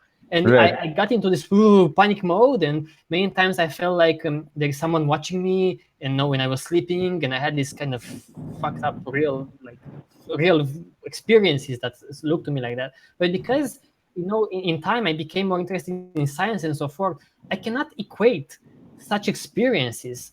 I cannot connect them with these kind of stories that are so unbelievable. Like, what is more likely for another kind of creature, for other kind of universe to like contact you, or you imagining shit? Because we are so good at imagining shit. Okay, I mean, you ever had dreams? I have the most wild dreams in the fucking world. I mean, sometimes I wake up and I don't even know if it was a dream or it was reality. But we call those dreams for a reason, and not like I went to another dimension. We call them dreams. And for example, I had a pain here somewhere in my belly. I had it for years and years, and one point I had it for like 3 months straight. And I went to the hospital. I went to the hospital many times. They did all kinds of like like scans and so forth. They inserted a tube down my throat to see where the pain is from. They could not discover it, but I could never associate that. Why don't people associate other kinds of pains or other kinds of physical disturbances with this paranormal world? Because it doesn't fit the narrative. You see, it fits the narrative when it's like, oh, it sat on my chest, my heart. This is my soul. It sits here on my chest. I've seen some shadows. I could not move. It's more tricky than your maybe gallbladder hurting you. And maybe you don't know if it's a gallbladder or it's something else, or your stomach, or feeling a weird taste in your mouth. Those things are not associated with those kinds of stories. So for me, it makes me think that it's just a coincidence. It's just like taking some physical experiences that are weird in our culture and associating them with whatever you see, like movies and books and stories, and you mix them two together, and then you become confused and you became very convinced that what you experienced, was this kind of paranormal shit, when in fact it's just a simple, like your body doesn't wake up as early as your brain. That's why it takes a while, for the chemicals to get into action. There is an explanation behind this. Yep. So, that's what it is. And Yeah. you have to bear in mind that sleep is not fully understood. Right? They're still trying to figure this out. That's the good thing about science, that they openly admit that we don't know, but we're working on it. And then also all the horror movies. I mean, there are horror movies about demons and how is it called? Like if you diminish them or if you put them away, you Exercise. do it. Yeah, Exercise. all kinds of shit. Yeah, it's really crazy. The many horror movies. And And people they grow up. perfectly in this world. What? Sorry, Chief? People grow up with such things, Yeah, exactly. Demons exist. Yeah. Oh. For example, Have you? take someone, just one remark here. Take someone like Jeannie. I always put this in perspective with Jeannie. Jeannie is this feral girl, feral child. They call them feral. They grow up in extreme conditions that they don't even learn a language or to behave normally like humans. There is a documentary about her. It's very bizarre. Take this girl, put her in the same kind of physical situation, like she could not move. Can she imagine the same kinds of stories and make the same kind of connections? Because I don't think so. That's why I'm saying that it's always based on your environment. Even later on, let's say you have those experiences as a kid and you don't have much baggage here in terms of information, but later on, when you are adult, you rethink those memories and you associate them with what you know as when you are grown up, and you make these stories, like crazy stories you can make, because you can implant memories. You yourself can implant memories in your head if you think a lot about something, and you will say that, oh no, when I was little I saw this big guy with these big hands, Yeah. coming over me on my bed, but what if you invented that? That's what I'm saying here. It's more likely for you to invent these stories than these stories to be real. Right. And Francesco, sorry, anytime you want, please intervene, because you live in Italy, where is the core of religion. Like, is there? Oh wow. Can you feel it? Well, my parents are religious people, and that's why my name is what it is, and also the Pope name is what it is. But for me, since I was young, I never gave too much credit to religion, let's say so. It was bothering me that there were so many religions out there, and things weren't adding up. Like if there is one God, why it is called God in English, Dio in Italian, and it has other names in other languages and other kind of let's say values or things that God teaches in other parts of the world, like in Middle East, for example. In, I don't know. It was strange. While instead science is universal. If anything is close to God, that's science. Especially there in Italy, being like with this Vatican thing, and the Pope is the Pope. It's not Pope. It's the Pope. It's like this is the guy. This is the main guy. Especially there, probably people are But even there, I think it transformed a bit into like a tourism thing. Can you Yes. confirm that? That's what I felt like. Yeah, people come like. Yeah, the Hey, people go to see the Pope. Yes, and he is the only one who can. I don't know if it's right to say that he can talk to God, but it's the only. His word is kind of absolute. Other priests cannot do what the Pope does, so he has a disposition. He said to know everything, not everything, but more than anyone else. He's just elected by people voting, not God. Yeah. So what? yeah. So Yeah, isn't it? as Go far as ahead. Catholic religion is concerned, isn't Pope like human being number one? I don't know. To be honest, think- I don't know that much about religion. Yeah. I think the way he's the head of Catholic religion, so he's the one who's closest to God's ear. There's always somebody like that. Yes, kind of that. Aaron, you want to say something? Yeah, about the election from the Pope. Isn't it like some priests, they lock themselves in a church or something, and then they elect, or I don't know, yeah, elect probably. And if they succeeded, they have white how is it called? White White smoke. smoke. Yeah, Smoke white coming. smoke. Oh, come on. Isn't it in such places that are religious that is a lot of abuse, sexual abuse of children? For I, example, I, all kinds of Yes. exposed that so many times. So how come religion doesn't stop those people from abusing children? I was That's also one. because Francesco, go no, ahead. sorry. No, sorry, go ahead. Yeah, I just wanted to say I was also thinking about that. You hear many stories about priests raping children, and it happens everywhere around the world, in Germany, in the US, in Canada, and wherever. Yeah, it's a shame. And that's, in my opinion, is because priests are people.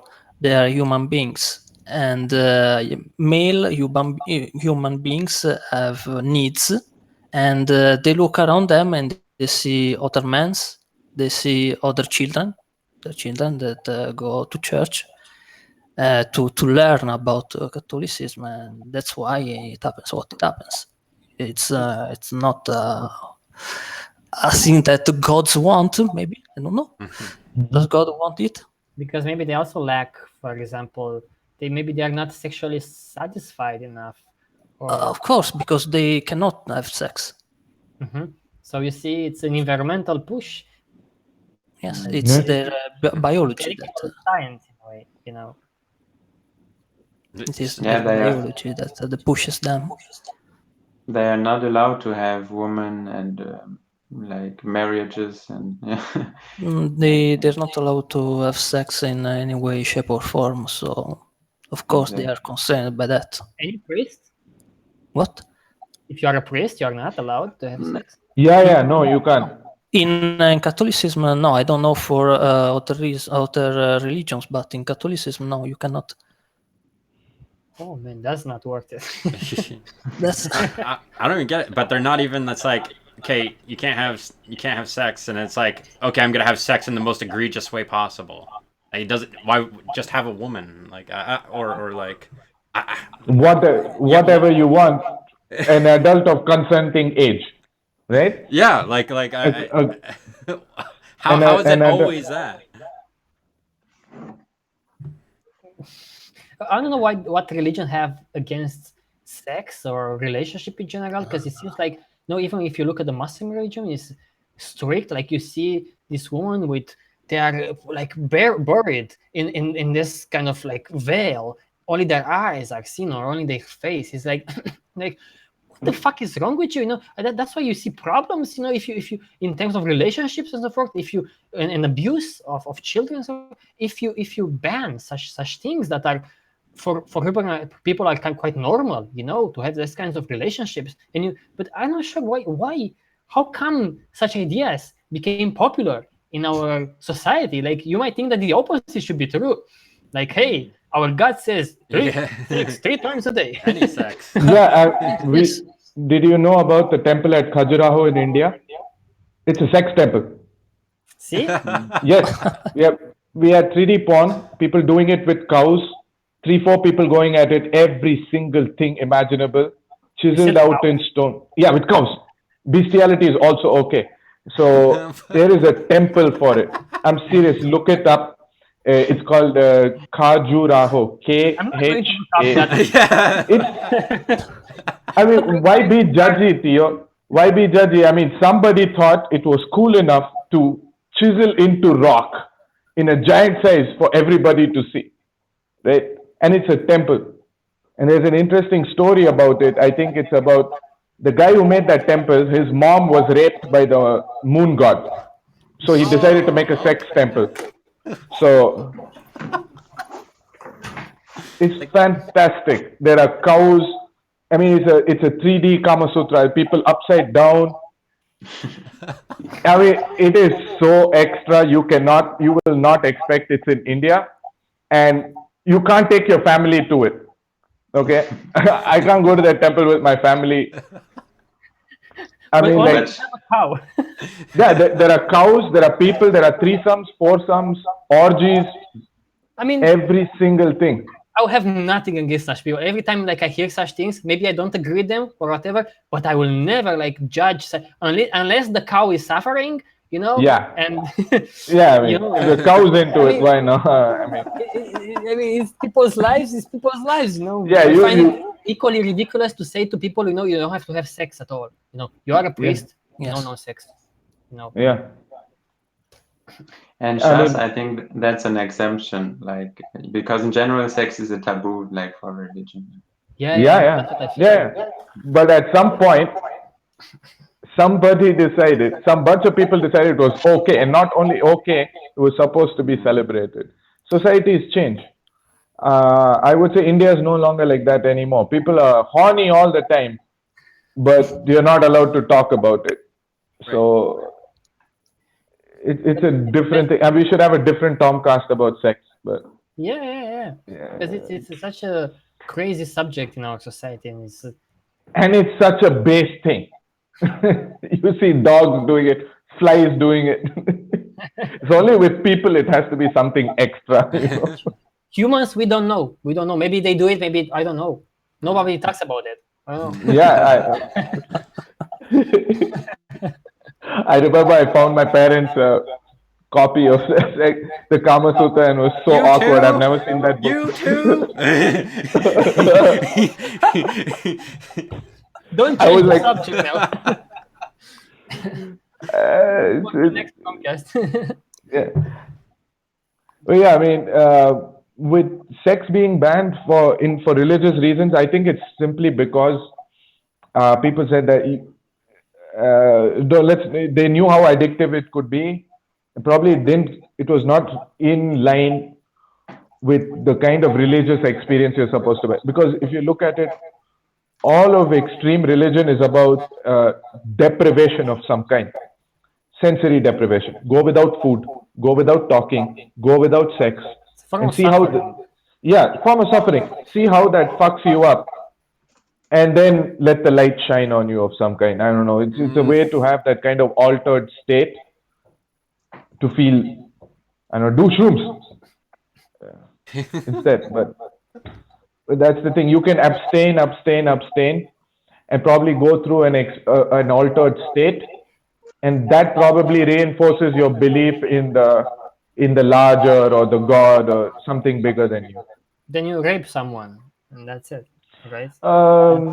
Sometimes that's Yeah, what happens in churches, in the Catholic Church, for example. Yes. It happens quite often, apparently, you know. yeah. It's I think that just people didn't figure that it would happen, but it was inevitable. Because you see, if there will be scientific religion about this, they will understand that if you deprive people from, say, sex or all kinds of relationships that are like that, then, and they live in a society where it's like even the priests cannot escape the fucking commercials about sex or the music or whatever the fuck. you live in that society that pushes this notion, but you restrict it, it's probably scientifically you can prove it that this will create a really bad mixture, and people will be more prone to have this kind of violent behaviors or predatory behaviors. Yeah. But let's because we don't have to stay as much as we stayed last time, like 3 hours or so. Already almost 2 hours. But let's try to talk a bit about like what arguments could people have for religion. Like I'm trying to like put in the shoes of the friends that I know who are religious, and what would they say? What would there be their arguments? Like, yeah, Theo, but and this is one of the reasons that they have. They said maybe it's not true, the religion, but why, what's the downside to just believe it? It's just like a lottery. I put my ticket there, and if I'm wrong, I'm wrong, but if I'm right, I get the the place, and to that, for me, let's see what you have to say about this. But to me, it's like, or let's see, what do you have to say about this when you say, wait, what's the harm? If I just believe it and I'm still scientific, I just believe it, maybe I'm better than you are. Maybe in that sense, I have more chances to do something after I die. Yeah, the harm, I guess, that would come to you. Because I don't think you would have the harm if you could actually detach it like that. Like, you could place, like, if it works out and I go to the afterlife, whatever, it's all good. But that they can't detach themselves from the downside. And like the downsides that are coming with that and what's happening in their life and whatever. The bad things, I guess. I had a better thought out sentence for that. I'll have to come back to that. Yeah. But you think of like when I was in high school, for example, and I've heard this from other people who came across TROM. They had this kind of mentality of like, Theo, what if I get rich and then I make money, lots of money, and then I push it TROM, further away, and I change the world. That's what was my thought in college. I was like, what if I outsmart this world? I become rich, and then I change the world. But what you don't realize is that when you try to become rich or are in that environment, you cannot detach. You will become fucked up in your head. It's not like you can detach. The same with religion.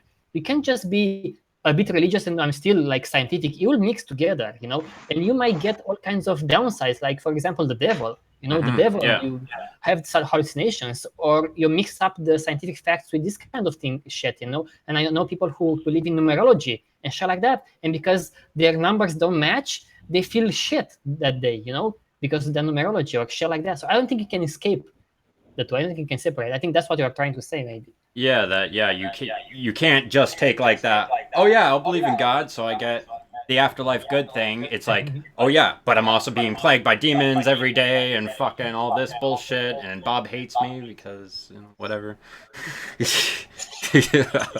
Yeah.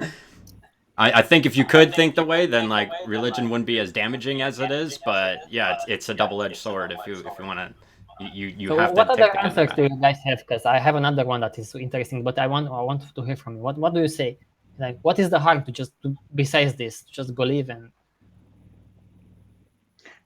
I have something in my mind, like if you believe and like take religion, and for example, your kids get a disease, and you pray for God that it gets healthy again. It doesn't solve the problem. Like if you go to church instead of a hospital. And here maybe also the documentary about Sam's life, because his parents from Sam, he got progeria, and parents who are scientists, they didn't preach to God or something, or to church, but they did scientific research. They founded a foundation, Progeria Research Foundation, and did something about it. And they might even have helped some people who got progeria and made scientific progress. So that's the beauty of science. We use the tools to So you are saying that struggle of those parents being in that very very tricky situation, that struggle because they are not religious, that struggle pushed them to find a solution. While if they were also religious, maybe they will not push in that scientific direction too much, and maybe they will combine the two and be like, I'm a bit more maybe pray, maybe. So maybe in that situation, it's better to not be religious because it will push you to find the solution rather than mix it with also feelings of faith and believing and hoping. That God will provide for you instead of science. Another answer that I have to this was like, but if that would be true, if God will exist and you say, okay, I will just believe here, but I be also scientifically minded, I believe here, and it's like you put your money there, it's like a bank. You put your money to just make sure for your old days. Here is for your dead days. After you die. But to me, it's like if there is a God who gives a fuck about such things, that you just believe there, but you also are scientific here. If it's a God like this, then I'm scared of this God. I don't want to have anything to do with this motherfucker, because if he cares about, just believing him. So if I am just a good human being and I don't believe and I'm fucked, then this is not the kind of God that I will like anyways, I think this will be a very fucked up situation if a creature will exist and it will judge people by who is my fan, who believes Yeah, you. yeah, That's fucked up.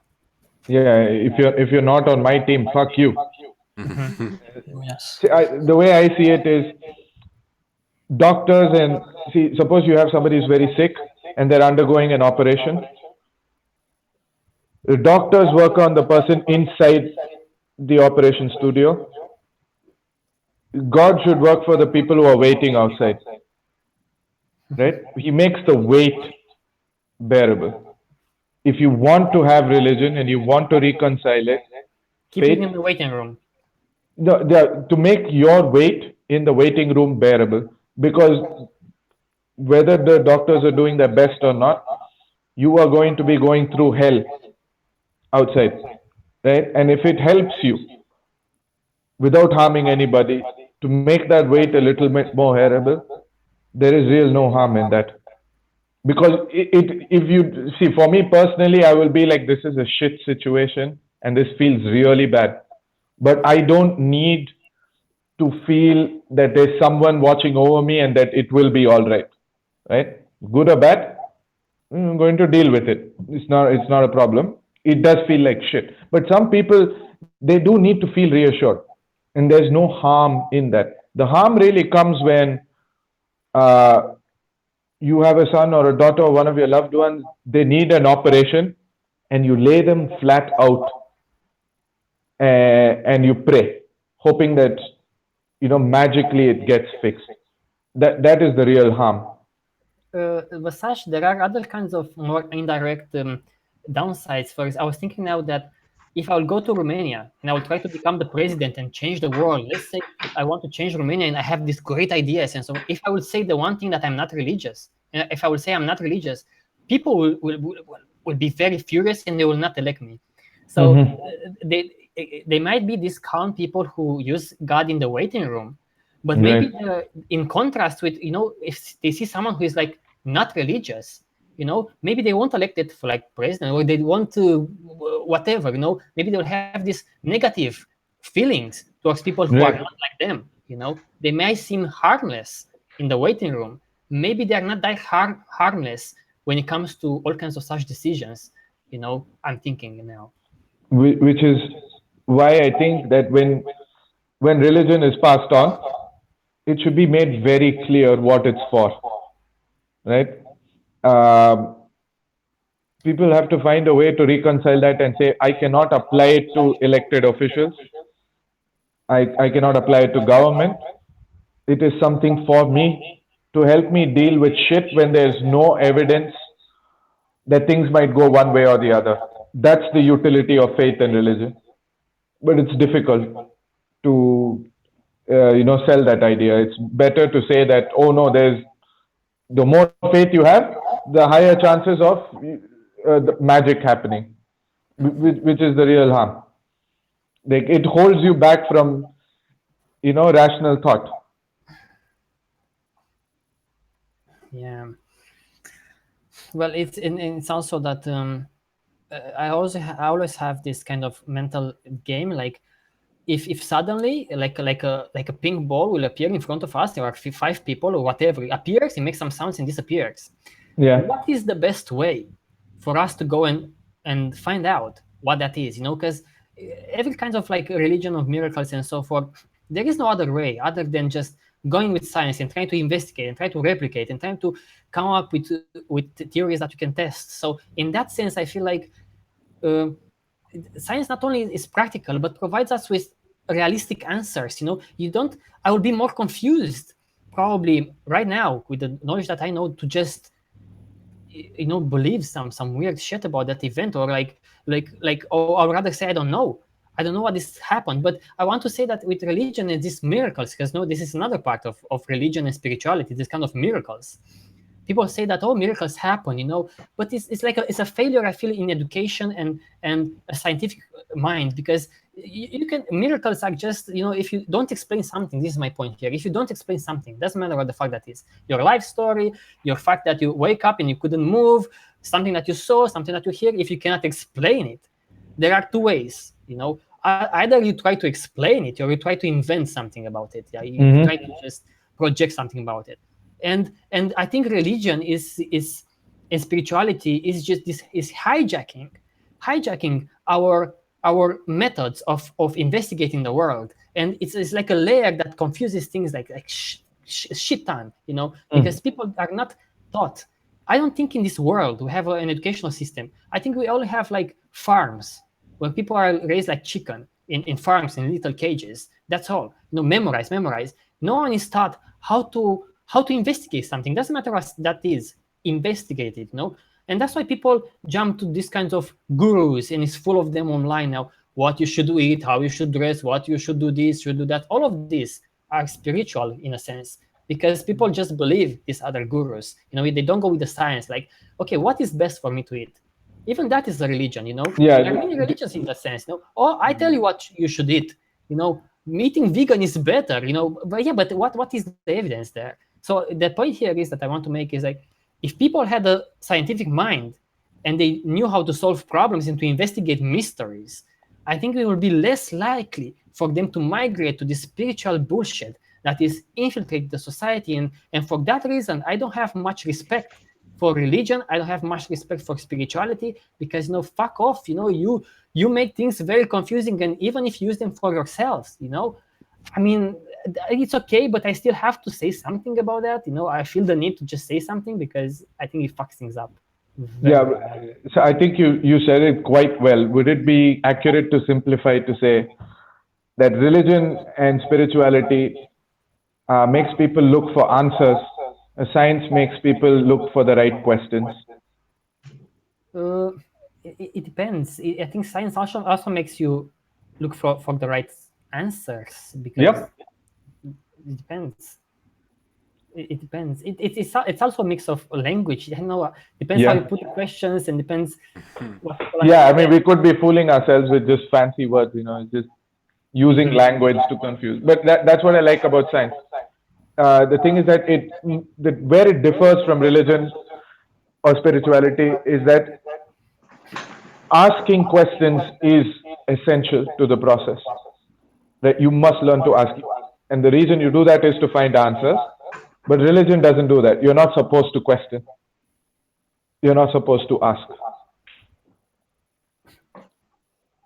If any one of you, like from we forgot to discuss much about that, but maybe we will make a different podcast about that, because it's a vast topic.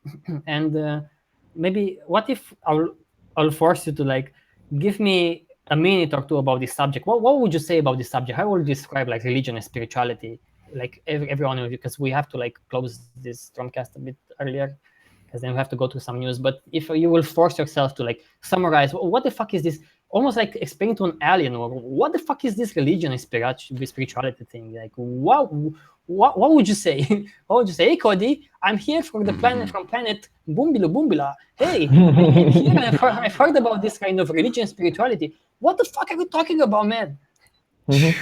I guess the need for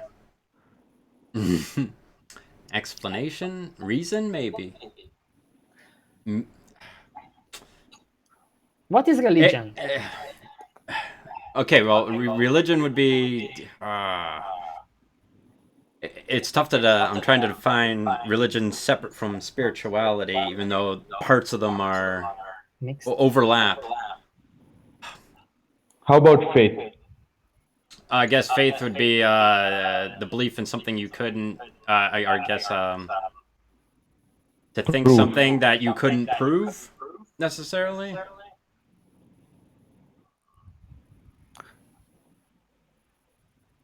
Yeah. It's It's wow. difficult. It's difficult to explain what this thing is. Especially since, to me, I don't get like a benefit from whatever this religion is. To me, there's no. What about you, human Aaron? Because maybe Cody will think in the meantime. Human Aaron, I'm here. I'm an alien. You know, I don't know what the fuck are you talking about. There are like 80% of your people are religious. Whoa! What do you mean by that?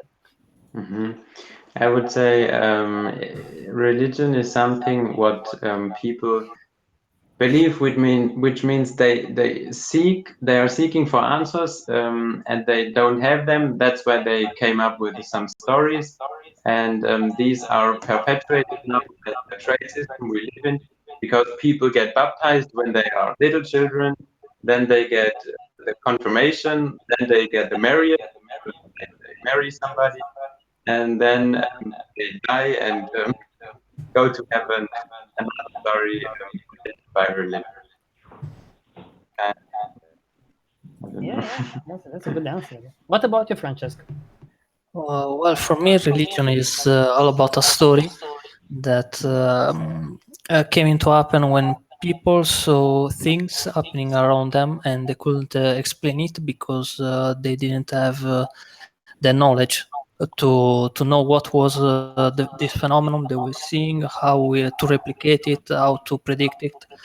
And then when science developed, since human beings are I don't want to say irrational, they are passionate, they I'm missing the word, they are Faithful. emotional. Emotional. They even when science developed, they were still looking for easy answers, and the religion became a set of rules because of our trade-based system, something like that. And may I ask the dark side what he believes about? Dark side is, first of all, welcome alien. On our planet, you will be faced with many situations where you will have to do something where you cannot be sure what will happen and what's happening. Anything that helps you do that shit is religion. I'm a bit confused. Well, no, that's the beauty of it. That's a religion in a nutshell. That was the point, to confuse me. You're not meant to understand it. That's a religion in a nutshell. Cody, Yeah, did you religion. have a different I can't top that.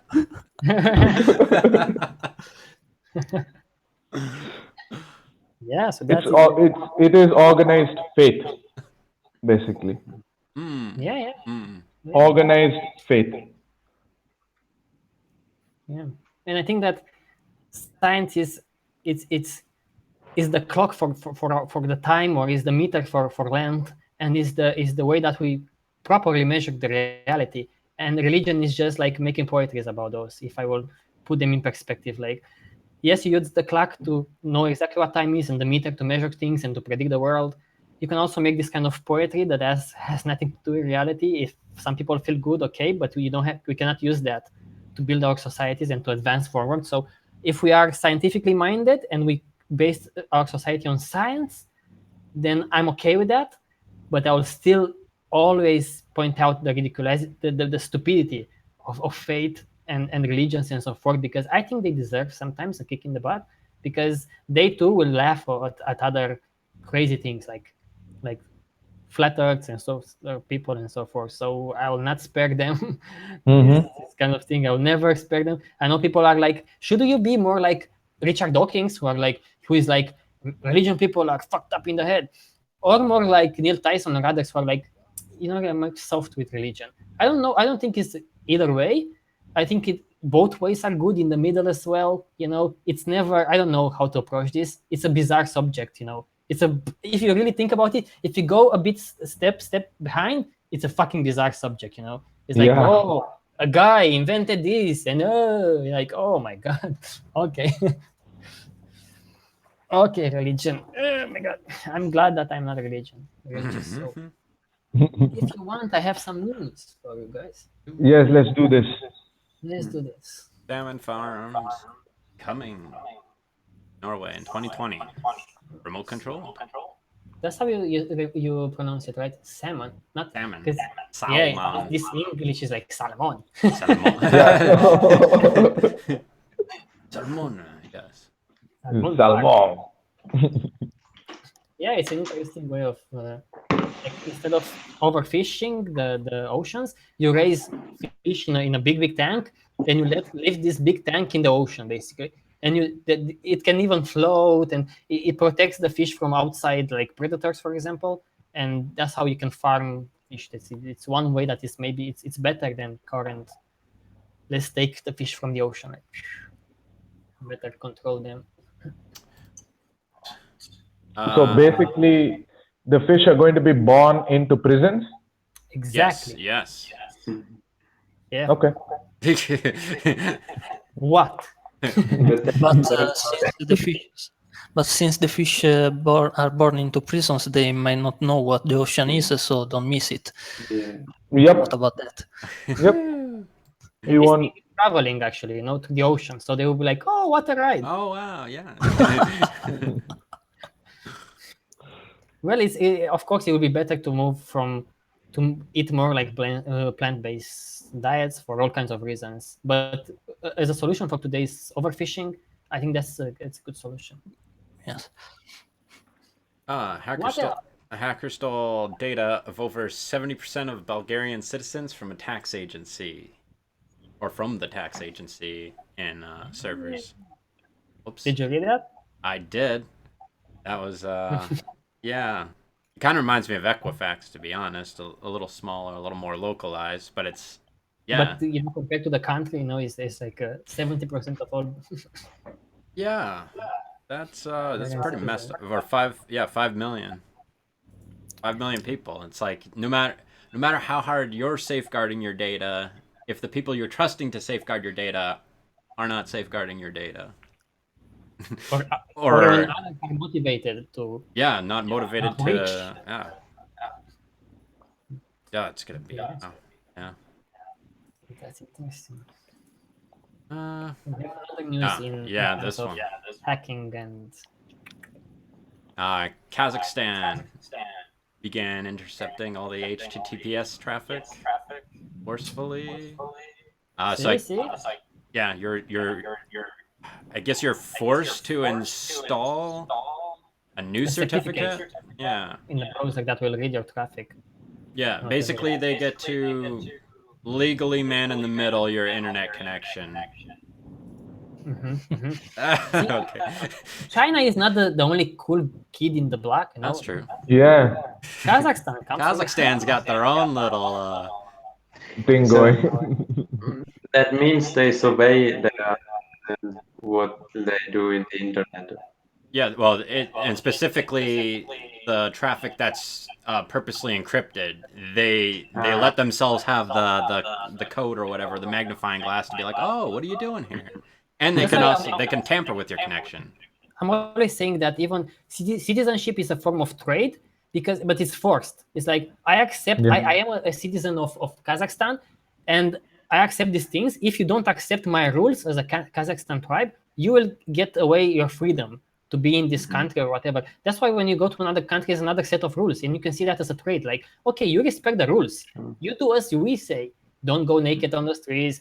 Give us your encryption pass or whatever, and you are allowed to be to use our transportation system, to rent a house and so forth.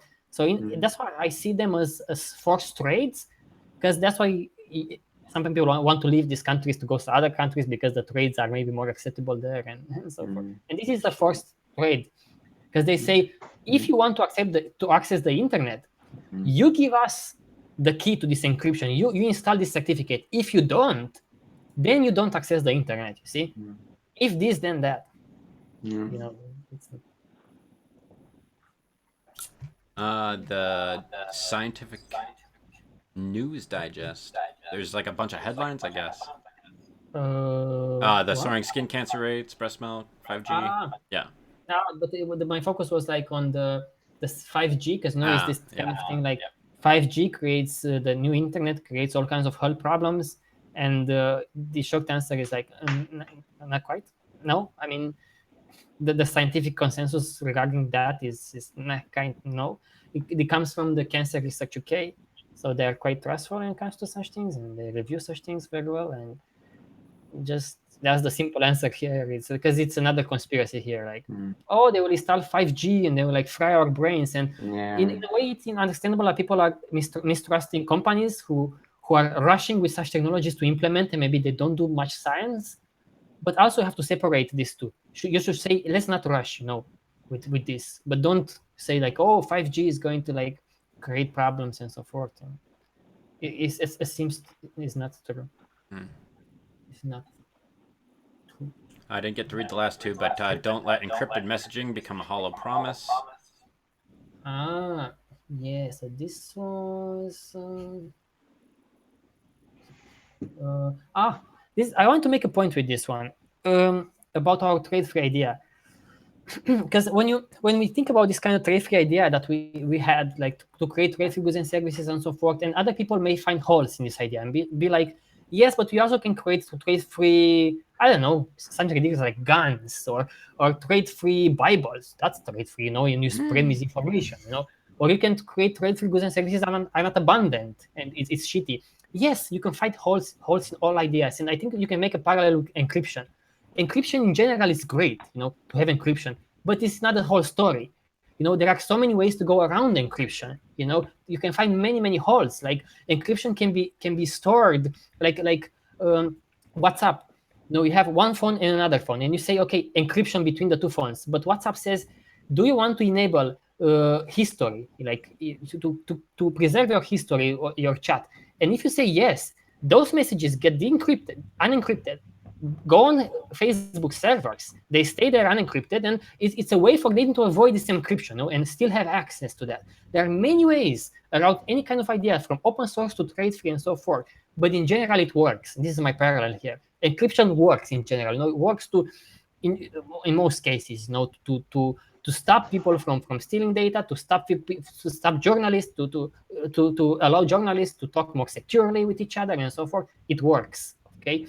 But you will find holes in all of this. The article is about that, because EFF, the Electronic Frontier Foundation, it's an organization that non-for-profit that always promotes encryption and stuff like that, security. But of course, other people attack them and say, yes, EFF, but even with encryption, we are not that secure. And EFF is saying, you are right, but in general, we are secure. And that's how you have to think about the trade-free thing. In general, it will be like a bulletproof thing. If you create a trade-free good and service, it will be quite great, and it will kind of lead to abundance, but not all the time. It will always have holes in this idea. You always find downsides and so forth. That was my parallel here. And the article itself is interesting in terms of encryption and how other people are hacking encryption in smart ways that you will never even think about that. Like they circumvent the encryption. And because for me, I always think about that, like, what if our idea with trade-free sucks? Like it's a non-for-profit. Non-for-profit, it's also an idea of like, let's not make profit because profit fucks things up. But there are many non-for-profits that fuck things up. And somehow they got rich from being non-for-profit, but still are for-profit. And I'm thinking sometimes, what if they will get, if this idea with trade-free becomes even big, let's say it becomes so big, what if people will find ways to hijack this trade-free, Like Cody showed me a website. It was the service itself was trade-free, like maybe helping blind people or something like that it was. But the website itself and accessing the application was not trade-free. Maybe they collected data, maybe push advertising into your face, and then we'll become confused, maybe you will see an organization saying, we produce trade-free goods and services. However, you can only access them through these trade-based like applications, but you can still make sense of those because you are like, okay, the service itself is trade-free, but the application is not. I'm just saying it's not perfect, and I'm always thinking about such things. It's a way to. Dun, dun, dun, dun. And the last one was about the HPV vaccines and why the recommendations keep changing. Yeah, do you guys know about the HPV virus? I Come on, know Pi. about it, but Because it's kind of like a revolution now with this vaccine. There are like 200 types of this kind of virus, and they will infect pretty much everyone in the world. But at one point in their lives, but only 14 or so strains are very dangerous and can cause cancer. And now they developed a vaccine that pretty much kills that. So it's such a revolutionary vaccine that if you vaccinate kids that are young, like 12 to 14 and so forth, you will erase the cervical cancer, the anal cancer, the mouth throat cancer. So it's transmitted through sex, basically. And it's a revolutionary way of, and it's a bit of a debate, like who should get this? Is it okay to get it if you are in your 30s or 40s and so forth? No one knows exactly, no, but it's a very revolutionary thing. Like this vaccine, you see, it's science. Science works. Don't tell people, don't have sex. Tell you better invent a way for people to have sex in a safe manner, and that's a much better approach.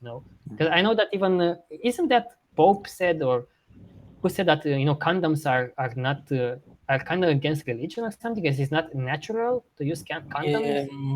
Yes, I think it was either the Pope or the Church in general, yeah. So the Catholic Church. I'm sorry to say that, but do they use condoms when they rape little kids, motherfuckers? Shit. I had to say this, motherfuckers, because they become so fucking like with these fucking ideas. They pretend to like care about such things, but they don't. I don't think many of them, maybe they don't. Yeah. So this idea was like, I know that they went, and this is one thing that I want to mention now. I remember they go to like poor countries, say some African countries, they spread the gospel of religion, and they put all kinds of fucked up ideas in those people's heads, and maybe even those without, you don't have to use condom or something like that. And there is a problem if they do that. And I've seen some cases that they're talking about this kind of things. It's fucked up. Yep. Yeah. Mm-hmm. Hey, another TROM-Cast. We Hey. Yes. And if you want to see this sort of news, go to tromsite.com/tours, and we curate news and videos and all kinds of stuff. We do lots of things, lots of things. A lot of work with Trom, by the way. We will release very soon, in like 2 weeks or so, a big book, The For-Profit Entertainment by Dima. I'm designing it now. It's really, really interesting, very in-depth, looking at sports and music, and because he's also a musician and he knows something from inside the industry, it will be really, really fun. We have lots and lots of stuff to do. Next week, let's see, anyone can propose any kind of subject. And Francesco, thank you for participating. And I swear next time I will let you talk even more. Sometimes I talk too much. Yep. I'm sorry. Yeah. Yeah. Okay, guys. So Yeah, it was interesting. Okay. Ooh, wow. So next time's about death. next time, I don't know. We'll Let's see. see. Let's see what We'll settle on come up something. with. All right. We'll find something interesting. And hopefully new people will participate. Please participate. We are nice people. We are not going to bark at you, and we are nice people here. Okay. Okay, right. guys. 2 hours and 15 minutes. We did it. Great.